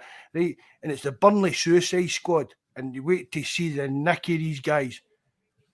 There's about 25 of them, right, and it's like all generations, and they're just all these like football hooligans, like the granda, the da, and like 10 sons, and they're all the same. They're all sitting there. They're all boss-eyed. They're all cross-eyed. They're all baldy-headed. Burnley is just a pure, absolute shithole of a place, man. Honestly, I'll need to find that for you. All right, Rabbi, I know who you are, mate. Nice to hear from you. Good man. Right, I cheers. remember watching Kevin Bridges. I love Kevin Bridges. Like, I always fucking watch his DVD. I always buy his DVDs when they come out. I think he's brilliant. Like, and he was on about the thing you on about there, Mark, the Danny Dyer extreme rivalries, in football. Aye. And he said he was up in the Glasgow Derby, and he was saying, yeah, we're in the Glasgow Derby now. It's tough as fuck. And then someone's giving me the eye, and Kevin Bridges, yeah, you turn around, then his dad holding his 2 kids, waiting for his wife to come in. Like, it's fucking. He's a dick, like, isn't he, that Danny Dyer, isn't he? Jesus. He shot himself that weekend in Bolton. I heard, man, yeah, I heard it. Aye. Yeah, I heard it. I heard he shot himself rightly up there, like, Jesus Christ, like. Just, I mean, because it's like, what's the word they call it? Stereotype, isn't it? I mean, he made one film. He made one film, Football Factory and that, and just then they just kind of made a living out of doing stuff like kidding on it. He did, yeah. Aye. He did, and then he goes hard man swaggering and then he goes plays then the stupid Egypt then in that film. What was it, Mark? When he was in jail and the Mean Machine was in it. Remember Mean Machine? And he goes play the stupid fella then, and that after doing the forms team. Just something that I know he's gone, but Brian brought up in the chat there, Mark, before we go, was the Japanese man just comments about the Scottish League and how Hayase and Kyogo are playing in lower league. I think that's just basically, Mark, did he say that? Yeah, that's no, but did he actually say that? Oh, he did, yeah. I was trying to the fella, what's his name, Mark, that we watch. Dan Horowitz, aye, yeah. Right. They're raging over there, Mark, because like Dan Horowitz fella tweeted out, Mark, he goes, but you called up Maeda. So if it's a bad league, why are you calling up Maeda? Why you just let out? I just think. Go on. Well, after the World Cup, Paul, I don't think Kyogo's going to get a cap while that guy's manager. No, and I think as well, Mark. I think even if Kyogo moved to Real Madrid, he wouldn't get in that Japanese squad, Paul. I just think there's so much of a rift now between two of them, and I feel sorry for Hayase, Mark, but I think Hayase's after falling into this category that your man is such a defensive coach. Hayase doesn't fit his system. That's what I was going to say, Paul. The players don't fit. He proved it at the World Cup. Mm-hmm. Mm-hmm. I mean, there was a kick-up about it with Kyogo no going that, but he proved he was right in no taking them. Nobody expected Japan to get as far as he did. Yeah, and you could see his tactics, Max, the long ball over the top, Max, you know what I mean? So is there any international manager, he's going to pick players that, for one, fit his system, and B, that he gets on with. So obviously, I don't think he gets on with Kyogo. No, I said that to you, Mark. Aye, the Hatate one's maybe a bit of a strange one, but again, Paul, I wasn't surprised. Because, no, I'm not, Mark. Probably when you look at the Japanese setup, that Paul, Hatate's still pretty kind of young in his career. Mm-hmm. Well, do you know what I mean? Because you get through this college system stuff and all that. Do you know what it's again, Paul, it's like Celtic players going to play for Scotland. I'd rather they didn't. I actually play for Japan. I'd rather they didn't go play for Japan. It's actually good, Mark, because we say if Hayate's injury isn't as bad as we think, Mark, and if he did go on international duty, and we've seen this before with Tom Roderick, come back injured and miss the rest of the season. So I actually prefer Hayate being at Celtic, Mark, and working with Ange and working with the physios to get him right for the Ross County game on the 2nd of April. Aye. Definitely. But I just don't like his comments, Mark, that he made about Scottish football, because if the J League is better than Scottish football, why are the top talents leaving it to come to Celtic and leaving to go to Belgium? There's players in Belgium. It's true too, Mark. Right, Rob, thanks very much for coming in tonight, Rob. Good to hear from you, bud. But I think he's just using it as an excuse, Mark, to hide the fact, Mark, that he won't come out and say, well, they don't suit my system. It'd be better off coming out and saying that. Exactly. Because you could believe that. Mm-hmm. You know what I mean? If And he then comes and people says, will look, go, there's no, that's fair look, enough. there's no point in me, see if he's going to say, Exactly. look, no point in me dragging Kyogo halfway across the world to play a couple of, to train with us and that, and he's not going to get in the team because it doesn't suit my system. It doesn't fit into the way I want the game to be played.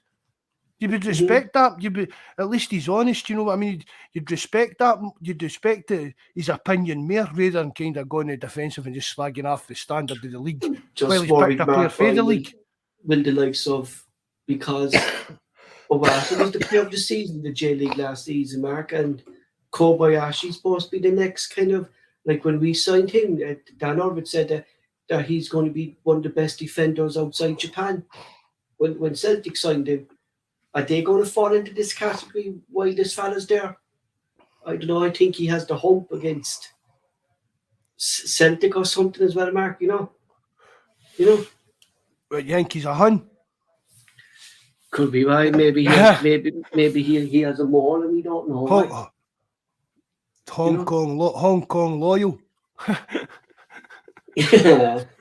and all getting called up to the South Korean squad. I was going to say that. Who else is away with internationals? Big O. Is that his first cap, Paul? Aye. That's his first cap. Yeah, it's his first cap. You know, it's his first cap. Jürgen Klinsmann. Aye, I saw that. Aye. The manager of South Korea. So we have Miida or Callum Mack. I don't think there's not many kind of Starfelt with Sweden. Is there any kind of USA? Will he be called up to the under-21s? But actually, Morten Reikos actually came out, Mark, and he's one of the coaches in the Denmark team.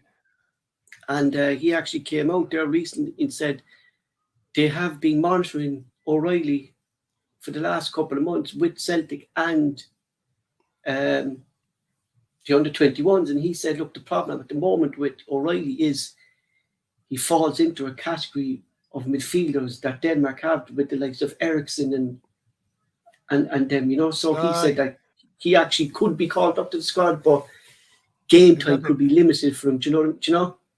Aye. You know. But games good to get him in and about the squad, but you know what I mean. Mm-hmm. But if that's the case, just keep him playing with the youngest ones.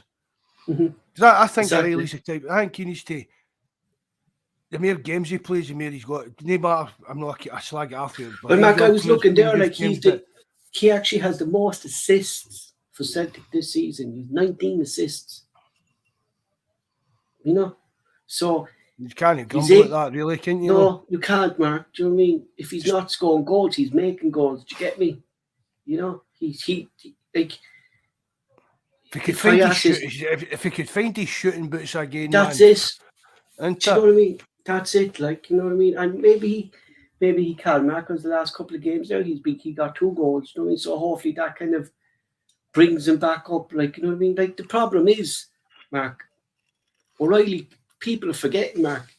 O'Reilly came up from MK Dons to Celtic, played in Europe for the first time and played in big games for Celtic and did brilliant.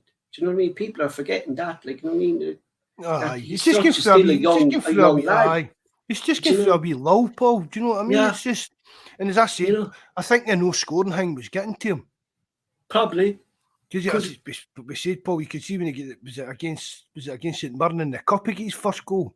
Was it St Mirren? And you could see the relief. Aye. I've no doubt, man. Matt O'Reilly's going to be a great player for us again. Either definitely, Mark, because if we say if Hayat is injured, it's like what you said there. It's going to be O'Reilly, or he could put Arata in there, Mark. Push McGregor up. I'd be confident Arata going in there, Mark. What I've seen of him. Oh, I think, Paul. I've said it before, man. We need to get a proper CDM in there. Exactly. And that's what Awata is. You know, like people were complaining about him there, Mark, his first game, right? They were complaining that all he's doing, he's staying around the centre box, taking one touch of the ball and then pushing on. That's what we wanted. That's the player that that's we what wanted. that's You what know a what I mean? CDM. That's what a CDM does. That's what, Who's there? A aye. CDM is there to make the space for himself to get the ball and move the ball on, to move the ball forward. And they're looking good.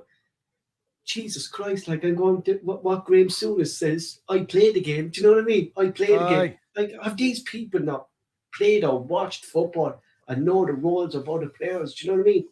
You know, Jesus Christ, like you have to wonder about some Celtic fans, Mark. I mean, like we go on about the Rangers fans, Mark, the things they come out with, like, but some of the Celtic fans' comments as well, Mark, are just ridiculous, aren't they? Oh, aye, definitely. I'm all you. It's Twitter, Paul.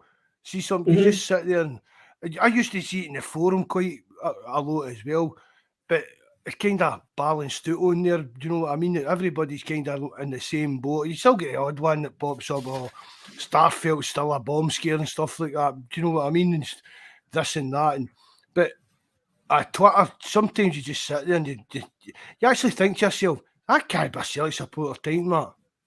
Is this, do you know what I mean? Is this a wee people were saying that, Mark, against Starfelt yesterday. Aye. Like, he's a bot, but looking going. But when this happens in every game. He gave away a penalty that, as we said earlier on the show, Paul, we've never seen anything like that game, but it's exactly, Mark. That's my problem. See if it's a shirt pull, Paul, and the guys pull him down, kind of thing, and stuff like that. That's right. You can see that, but the guy wasn't even getting to the ball anyway. Do you know what I mean? I can't. But I was going to put up in the live chat yesterday, Mark, but I didn't bother because we scored with O. And if you watch O's goal, right, Carter Vickers has been pulled back. Aye. All right. Aye. So if O didn't score that goal, do you think Celtic were going to get that penalty? I don't think so. No, that's exactly it, Paul. That is exactly it. You know, that's the problem I have, Mark. That wouldn't have been looked at, and it was the exact same. Like, you know what I mean? Pulling the jersey, like you'd have about 4 or 5 penalties in the game, Mark, if these are the rules. Aye. And it just seems as you the thing about that, Paul, as well, you'll never get a goal for a corner kick. No. You'll never get a goal for a free kick into, like a cross free kick into the box, because there's pulling and shots and tugging and pushing and every set piece. There was only twice I actually saw that, Mark, and it was in the Manchester United game. Harry Maguire got caught. This was last year. This is how long I saw it, Mark. Do you know when does Harry Maguire play for Manchester United? So it had to be last year. You know, but that's how far back, Mark, I saw something like that given, and that referee got suspended for the next game. Do you know what I mean? Aye, that's right. But I mean, just talking about that, aye. You know, like, that's the case, like, fuck, Mark, everyone's, like, but what if you're like, I get it if a player's running, Mark, and they pull back the jersey, that's a free because they're stopping the attack. But Jesus Christ, both players are at that in the box, like, you know what I mean? Starfelt's jersey was being pulled, do you know what I mean? Like, they were checking Haksabanović's goal, then again, that's twice now they checked his goal, Mark. When he was clearly outside the box. Cracking goal again for him, wasn't it? You know, there was another one, Haksabanović, that when he started last week, didn't play too well. That was it. Twitter, rubbish, what we're doing. He's not up to it, really, is he, Haksabanović? I'm looking at him, Mark, I still don't think he's fully fit, Mark. Do you know what I mean? And at the moment, I think with Haksabanović, I think he's better off coming off the bench. You know what I mean? But I don't see him as a winger, Mark. I would have liked, when we bought on Turnbull yesterday, Mark, I would have actually liked Haksabanović to win there. I'd like to see him playing in there, Paul. More a kind of central role. Exactly. Him running at the defence there, Mark, that central role. Do you know what I mean? And he has a shot in him, like, you know what I mean? That goal yesterday, Mark, was I know he's a bit an older man, kind of thing, David Marshall, but he's still a decent enough keeper. David Marshall will be disappointed to concede that goal, but he just hit it so well. He really did. It just went to the exact spot that he wanted to hit it to. How old is Marshall now, Mark? Is he retired now from the Scottish game or what? He's still... No, he's retired as well, isn't he, I think? He's retired, Jesus Christ, boy. Like, if you think back, Mark, like when he made his debut all those years back when he came on. He's 38. He's 38. 38. Do you remember the game against Barcelona when he came on as a sub and then he played return like then? Who was our number one keeper back then, Mark, actually? In that game. Well, we're going back a long time now, like. It was before Bovril, because that's why he left when Bovril came in, wasn't it? Aye. Was it Jonathan Gould or Rob Douglas? Sure. Would have been Rob Douglas, I say, Mark. Was it? He came on for Javier Sanchez. Javier Sanchez. Jesus. Broto. Him be saying, he came on as a sub for him. You know, Christ, he made some saves back then, didn't he? Marshall. Rob Douglas. It was Rob Douglas. Rob Douglas was number one that day. What did you say actually about that thing? What did his agent, was it, or his father messed up that deal? Wasn't it, Proto, that he was actually done deal for signing for Celtic, Mark, wasn't he? Sanchez? That Broto. I'm sure it was his dad that mucked it up or something like that. Jesus Christ, but he must have been cursing his dad, boy. Do you know what I mean? You know? Like, he would have had a career at Celtic, Mark. Do you know what I mean? Or, do you know, I was actually reading about another keeper in our books there before, Mark, and we actually never saw him play. I don't think was the fella Bailey. Was it Logan Bailey or something? Logan Bailey. He played a couple of games for us. Belgium. He was a big lad as well, wasn't he? You know, we get that Gordon Smith's daughter pregnant and done a bunk. He was. See that Gordon Smith, it was a Rangers CEO, and I don't know if he's still on Radio Clyde and stuff like that. You know what I'm talking about? The pundit. Yeah. That Logan Bailey got his daughter pregnant and done a bunk on her. A bit of scumbag, to be honest, Paul. Do you know what I mean? Jesus Christ, we don't do that shit at all, but you know, Jesus Christ, you sure it wasn't Ryan Kent's girlfriend? He was a bit of, no, but he was a bit of a superstar, Paul. He was like a kind of Beckham type of character. Jesus Christ, man. You know, who did was it Livingston we took him from, was it? Who? The fella Sanchez. He came from Livingston, Livingston wanted, Jesus. There's another guy at the same time, David Fernandez, do you mind him? Yes, Fernandez, Fernandez, but he was a striker, wasn't he? Was he striker? Striker, kind of number 10. Number 10, small little fella, remember him? Remember him. Like, do you see, is there any Scottish player now, Mark, in the Scottish League that you think is capable of playing for Celtic? Oh. That, like, people are questioning, like, why, like, Celtic had a long history, Mark, of buying Scottish players, and like you go back to the Gordon, I know it was different times, no, but if you went back to Gordon Strachan, Mark, he won the league with Scottish players back then. It's Scottish-based players, footballers, you know, that were in the league. But is there anyone you think that is capable of coming up to Celtic at the moment? From our league? But did you need to be Scottish? No. I've said it before, Paul, and I know people think he's a wee bit of a dirty wee. I like that wee, is it Devlin, the wee Australian guy for Hearts, the wee midfielder. I quite like to look at him. He's got a wee bit of digging to him. Aye. I actually, do you know what, Mark? I think there's something there. I think there's actually something there with that, because Ange always goes up to him as well after the games. I know there are two born Australians and stuff like that, but I don't know. I think I agree with you.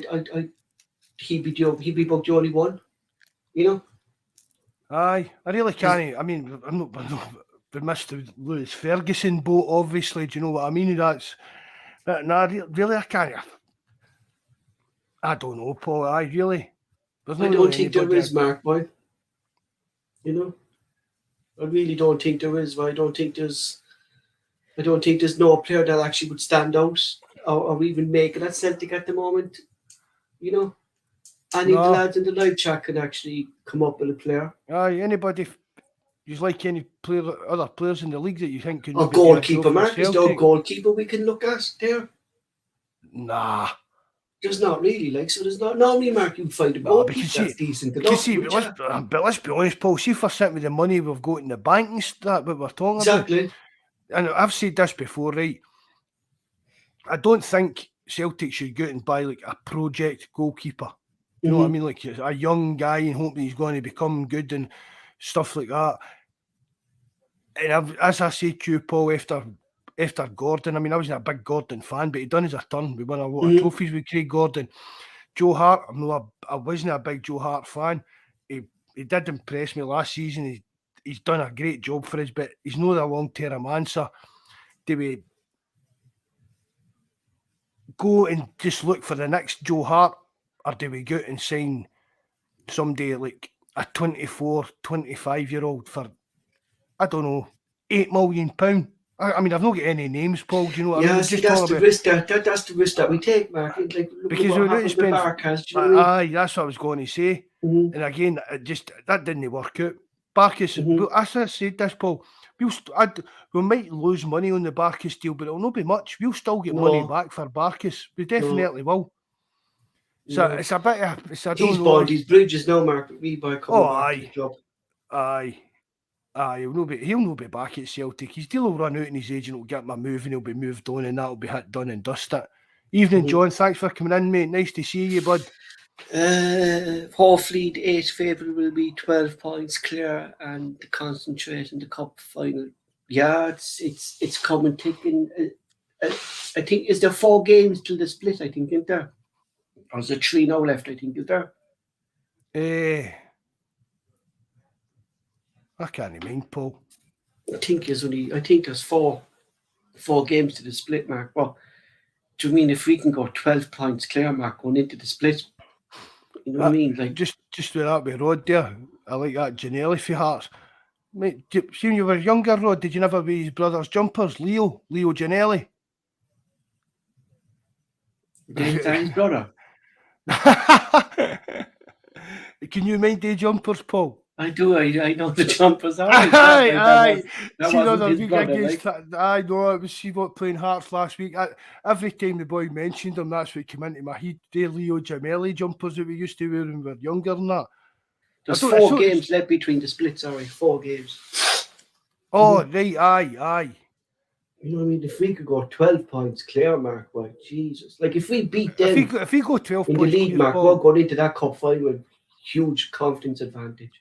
But see if you go 12 points clear in the league, Paul, they'll fall away to that. We beat them at Celtic Park and that'll be the kind of death of them. Do you know what I mean in the league? Do you know what I want, Mark? Because it'll put down all this thing. Well, the league didn't increase since Bale came there. Do you get me? You know? Aye. You know, all that crap that he's blown on about. Like, you know what I mean? Like, this 9-point gap wasn't there when I came in. Do you know what I mean? You know? It's a lot of garbage. It's that he's the one Rangers manager, Mark, that really got under my teeth. Nobody gets on my wick with him, Paul. The way he keeps going on about, nobody gets on my wick about him. The way he keeps going on about, the last time I was here and we done this. Yeah. I mean that's like John Kennedy coming out and saying, "Aye, when me and Brendan Rodgers won the quadruple trebles." Do you know what I mean? You'd be like, Kennedy, shut up, son. Exactly. You know what? Aye. It's about the hair and now, Mark, isn't this? Aye. Absolutely. You know? Aye. Just the way you. I mean, everybody said that he was the main coach under Gerrard, but people forget that Gary McAllister was his assistant. So basically, he was Gerrard's assistant. So basically, Beale was Gary McAllister's assistant out in the training ground and stuff like that. Aye, he's a good coach, but a coach can't take credit. A coach can't take credit for trophies a manager's won. Do you get what I mean by that? A coach can't say, aye, Stephen Gerrard won in the league. Aye, and he's last time I was here, you know about, I've only lost one Old Firm game in my full 9 or something like that. But you're like, what are you actually on about here, mate? It's like Harry Kewell. Imagine Harry Kewell going away, leaving Celtic, right, and going away to manage, I don't know, say St Mirren, right, in first game against Rangers. Aye, well, I'm undefeated against Rangers in my coaching career. Because do you know what I mean? Because he's worked with Ange, you're like, did laugh at him at that? Mm-hmm. I really like John Kennedy. He's a great Oh, But aye. would you be happy now, Mark, for Kennedy to fall into that manager role now that we saw with Ange, or has that kind of have we seen enough of that on the Kennedy already when he was an interim manager? I think Paul. I think John Kennedy's a. See what John's saying there about Kennedy. Coach, yes. Aye, I think that's what it is, Paul. Exactly. Great coach, Mark, but not a manager. And that's what Beale is. For me, that's what Beale is. Yeah. So I think a great Kennedy. Coach. Aye. And I mean, we spoke about it. Rodgers was happy for Kennedy to get director of football job when he was at Celtic. So we don't get into the Rodgers situation, but if Rodgers trusts him to do that job, Kennedy's learned from all these managers and all these coaches over these years. He'll not be stupid. Do you know what I mean? And he should have maybe tried to take his chance a wee bit when he got the chance to be his own man at Celtic. But I was critical of him back then, Mark, but I think he was actually looking back at it then. Trying to keep the players doing what they knew. Exactly. Maybe that was it, Paul. Maybe it was maybe the players already kind of down tools, Mark, and half that team wanted way back then. Do you know what I mean? Maybe it was just a case of here, just don't rock the boat, just keep things steady, just keep things plodding along. Don't do anything stupid. You know? Do you know what I mean? And John Kennedy will be, for the last 18 months working on, nearly 2 years working under Ange, John Kennedy will be a better coach now than he was before Ange came in. Yeah, but see, that's what I'm thinking, Mark. Kennedy, my opinion of Kennedy now, Mark, is that Kennedy likes to be the man behind the scenes. Aye. You know, that he doesn't want, because look how many job opportunities, Mark, he's turned down to stay as assistant at Celtic. Do you get me? You know, so does he not want to be the main man? You can see as well, Paul, it's like, and it's even during the game, Ange doesn't take much to do with what's going on in the dugout. No, I mean, it's Kennedy. He just stands there. Yeah. Aye. And it's Kennedy and Strachan and Kuhl that are all around the iPads and pointing stuff like that. And they don't really talk to Ange either, Mark, when they come on. You know what I mean? It's Parker really that's giving out the instructions. You know what I mean? And that's what really Parker should be doing, Mark. Not trying to coach the team. Do you get me? You know what he was doing under Neil Lennon. You know, like Mark, we must have so not Parker, sorry, Gavin Strachan. Gavin Strachan must be a brilliant what he does as well, Mark, because was it a club down in England last year wanted to come to them, didn't they? I can't mean to. It was somebody wanted him as manager. Yes, wanted Gavin Strachan as a. But that was another one. Gavin Strachan came up right. He's rated one of the top analysts in that down in England. And again, people, it's like the Mark Lowell thing, nepotism, jobs for the boys and that. If you can use your contacts to get somebody of the calibre of Gavin Strachan, Mark Lowell into your club, you do it. It's no nepotism, that's just climbing the corporate ladder. You scratch my back, you scratch mine. And the thing about it was when Strachan came in, Neil Lennon's no interested in stuff like that, Paul. No, never, Mark. You said that. Do you remember when the laptop was gone, Mark? Do you remember that? It was gone. Aye. Because it was just it was just pointless. It was pointless. I'm doing it. Yeah, pointless, man. Do you want to hear my conspiracy? And just to say, by the way, Paul, because we've gave guys like Kennedy and that a bit of grief for the years. And again, do you know what I mean? These guys, was it just that? I don't know what I say. The toxicity, whatever you say it, running about their Lenin time, but these guys have proved they're good at their job. Exactly. Because it's no odd down to Ange, Paul. Do you know what I mean? Ange's the big kind of godfather at the top of the tree. But if you've got idiots working under you, Paul, it's not going to work. Mm-hmm. So it's been proven over the years that it was these lads on the training pitch, Mark, that freaking got these lads fit where they are. But recruitment on that kind of level has been good enough for like the candidates that we've employed at it, but they've just not been getting utilised right. And now finally they are. Do you want to hear my conspiracy? What I think is going to happen?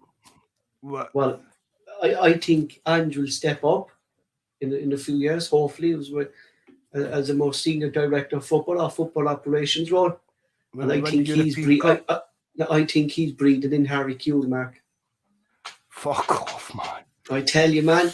I think he's breathing in Harry Kewell. You know, to take care of his manager, coach, away you go. No, that's put it down when you're Sunday night, man, hasn't it? No chance, man.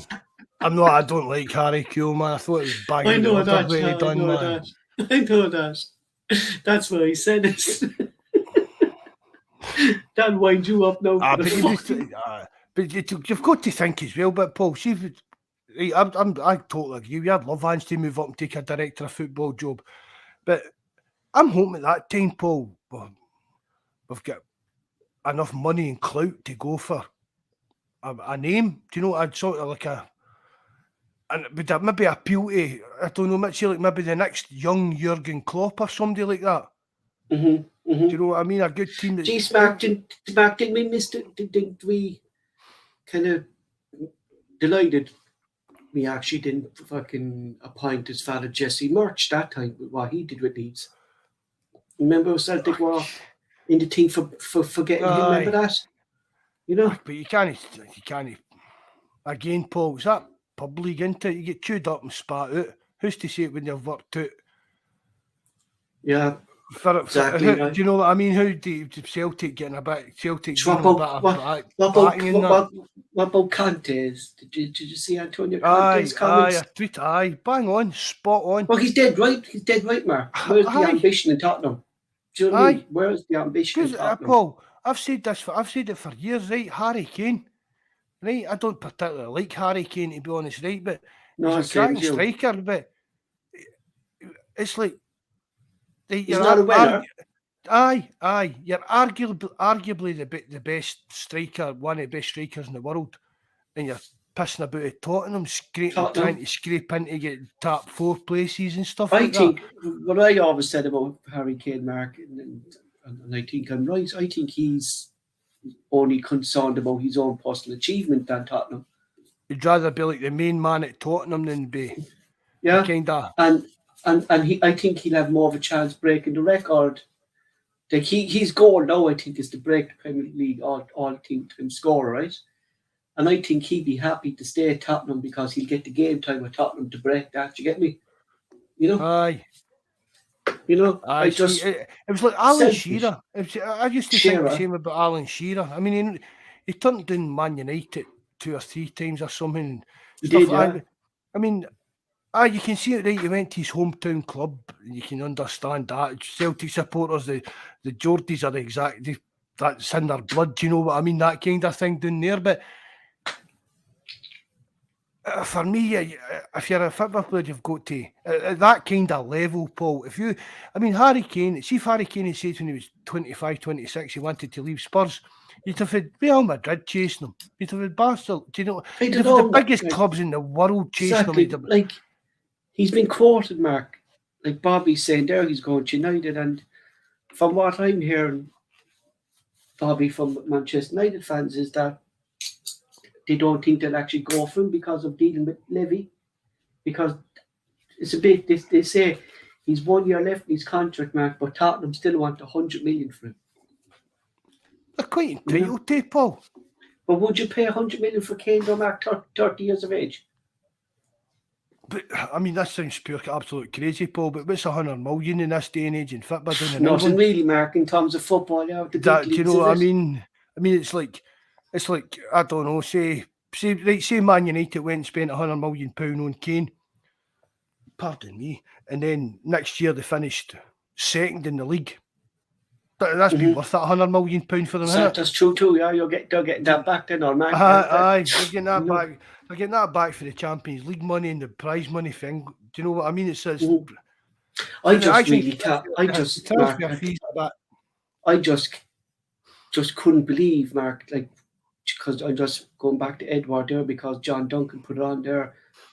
I just can't believe, Mark, how bad Edward was today at Crystal Palace. Like, it just shows, Mark, the right move isn't always the bottom of the fucking table or mid-table down in England. Like, so it's not. you know.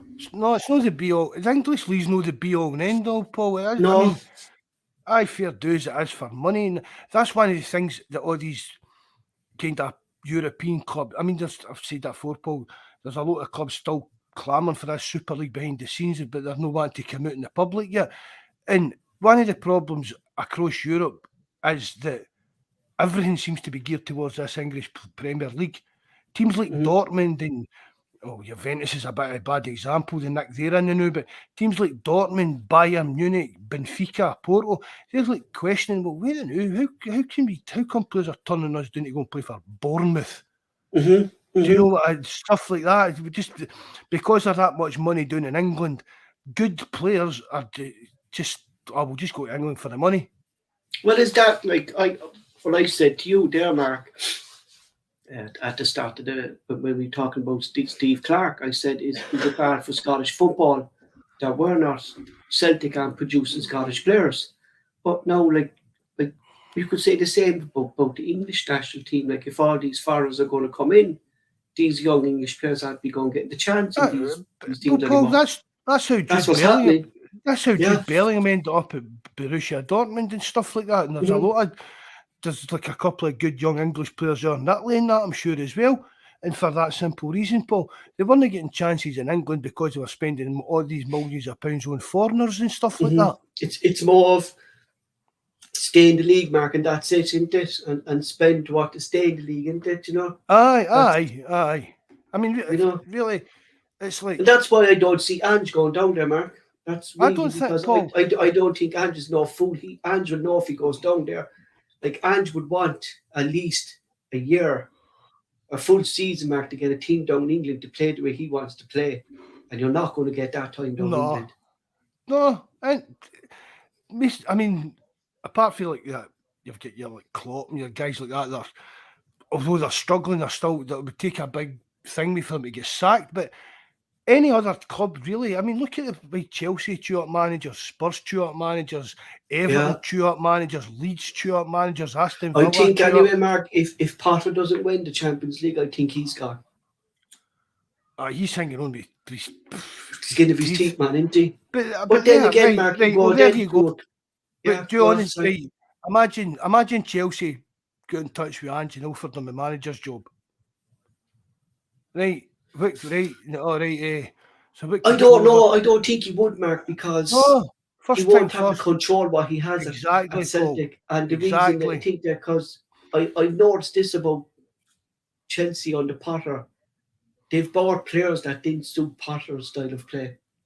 And that's why Potter cannot get these players to connect, Mark. There's too many individuals inside that team that Potter can't get them to connect. And you won't get that.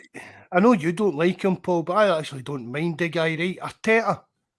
They're Arsenal. I mean, Arsenal, we laughed at them for hanging on to Weghorst for so long. Yeah, right? but there was Arsenal fans, Mark, wanted him sacked. They wanted him sacked. Aye. But look at them now. That's it. That's how if you can give the manager dirty time. Hun is what he is. He's a dirty Hun. I don't mind Arteta. He's like if you play with Rangers, Mark, you're a Hun. Doesn't matter what you do after it, you're still a Hun. Nah. You know, I just think Arteta's trying to be Pep on the sidelines by that. I just don't like I don't like these managers on the sidelines, Mark, who don't have respect for the manager next to him. Do you get me? Like, you look the way Ange respects himself. He gets involved with nothing. He does his job. He does his thing. Do you know what I mean? Fuck off, Paul, man. This is coming out with brown brogues and wearing suits afore game shite now, son. Come on. Yeah, do you know what I mean? Oh, yeah, but they had their tracksuits on yesterday, Mark, didn't they? I don't know, did they? The suits were probably in the pawn. I mean, the pawn. That's what I'm saying. They had to sell the suits back because they didn't pay the lease. No, I don't mind Arteta, but I mean, he's proven if you give a manager time to implement things and get players in. If the full but you know what Arteta did, Mark, and I liked I like what he did. He got rid of the big name players in there who were causing these problems. It was like the players who say, I'm a Bamiyang, I'm Ozil, I have to be played. Do you know what I mean? He got rid of those players, Mark, and brought in players who that's what I like clubs doing, Mark, and that's why I like the way Celtic are now, because they're letting Ange buy players, Mark, that suit Ange's system. We're not going out buying or third or fourth But side. it's not just Ange that's making a decision, Paul. No, it's the club. That's what I'm saying. That's what. It's going back to Mark. See what John's just said. And when they take a job like that, one reason is they wouldn't have the control of the team or the club. And there isn't a club in England that Ange isn't going to be working with directors of football. No, I mean, they've all been on it. I've said it a million times. They're all going about, Brendan Rodgers couldn't work with a director of football. Leicester had a director of football when Brendan Rodgers went down there, and it's still the same guy they know. Yeah. But every club down in England is going to be like that. There's no club in England going to give Ange the control and the power. The only reason that he's got to Celtic. The only reason I heard why Rodgers wasn't sacked this season when he got the Bawz because they couldn't afford to sack him. That's true. That is true, Paul. Couldn't afford to sack him. You know what? They're 1 point. He's turned it around as well. No, they're only 1 point now by above relegation by 1 point. But we're not in the relegation spot. No, they're not really. I thought they had been down there. I thought it was getting they're out now by 1 point. Well, 1 point, like 1 point, so that matters doing that league when exactly, man. 200 billion trillion pounds. Exactly. You know what I mean? Exactly. You know. And imagine that, Mark, like a club like that wins the Premier League fucking about 4 years ago, and now they're in big trouble. Like, do you know what I mean? It just shows, man. If your club's not run properly, Mark, you're in trouble. Like, you know what I mean? You know. It all went a bit crazy when the owner guy died, but didn't it? It went a bit. It did, yeah. I think his son as well is a bit fucking maybe immature, Mark, to be running that club. You know, because it was the son kind of took over from him, like, you know. But I think Rodgers has got to end up at Chelsea, Paul. I think so too, man. I think he'd go back there. Next destination. Because wasn't he a coach there under Mourinho? That's what he started. That's how he started, wasn't it? Jose, a youth coach or something like that. Wouldn't surprise me, Mark, if Jose was back there, boy. Do you know that? Wouldn't surprise me, man.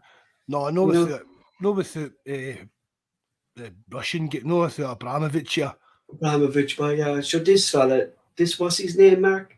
Broly, is it the new owner? He's like a fella who doesn't have a clue what he's doing, boy. No, how to run a club? Like he looks like some like reckless mind, just chum. Like I still say I know, but I think it was out of order what they done with Abramovich. Oh yeah, definitely. I thought that was shocking. Yeah, definitely, boy. Because they actually had no proof either what he was doing. Like, you know what I mean? I mean, you know, just because he's friends with somebody, that guy pumped millions and millions his own money into the English economy. And because it wasn't, again, Paul, it's like we spoke about, like Man City and that, and what Newcastle's going to do, they kind of rejuvenate the area. They create jobs, they do the surrounding areas up and create jobs for people and that. And I thought that was banging the order. If Newcastle get into the Champions League this year, Mark, that's another Champions League spot gone in England because they'll be able to get financial fair player then because they'll have a bit more income coming in to buy that next level player. Do you mean? And I think they'll gradually then start spending. Newcastle. Newcastle. They'll be massive, Paul, in a couple of years. Yeah, but they have. That's what I'm saying, Mark. They have to get into the Champions League first to go to that level, don't they? Allow them. But remember, Paul, they can still pump money into other things that don't affect. Yeah. So you pump money into your academy, Paul, that doesn't affect. That's nothing to do with like your financial regulations or that with UEFA. If that Newcastle want to spend £10 million on their youth academy, that doesn't come into it. Jesus Christ, man. There's certain things like if you're spending your money on the infrastructure of your club or something like that. Mm-hmm. I think that's how you term it, like infrastructure, like bettering the club and progressing it. It doesn't come into the kind of equation of whether you're meeting the financial fair play stuff and that. Jeez, man, it gets more and more complicated. Jesus Christ, man, don't it? It really does, like, don't it? It's like I don't know. It's like see if Celtic went and borrowed £50 million for the bank to complete the stadium into a big bowler. That wouldn't go. That wouldn't count as debt against their name when it came to like with UEFA license and stuff like that, because it's no football related. Do you know what I mean? We've no went and borrowed £50 million to sign. So that's it. So, Mark, it's mostly like your signing of your players and your kind of wages, so that the financial fair play it's made as can you afford what you're putting out in that park? Yeah, and like for me, that's a kind of simple terminology, Paul. What you're kind of bringing in and match day revenue then over the year, like in this, like that. I get it now. But like all the like stuff behind the scenes, like academy and sports science and stuff, fitness and gyms and training grounds and stuff like that doesn't come into the equation. I suppose that's it, lads. Thanks for joining us tonight. Bobby, as always, been on the chat. Coyes was on the chat. Bobby's top man. Bobby's top mod, didn't you, Bobby, lad? John Duncan for joining us tonight. Mark will close the show. Right, thanks very much, Paul. Everybody that joins the live chat, thanks very much for coming in. I hope you enjoyed it. Everybody that listens back on the various platforms, our links to everything in the description box. I hope you enjoy what we do. We're just blaring a lot of rubbish, to be honest, tonight. The link to everything's in the description box below, as we said. Remember, subscribe, hit the like button, and if you know how, please leave a comment. It helps us grow up the YouTube algorithm. And again, as I said at the start of the show, big up to Rich and his family and to Terence and that. We hope, right, Godspeed and God bless. Hail, hail, lads. Good night and God bless.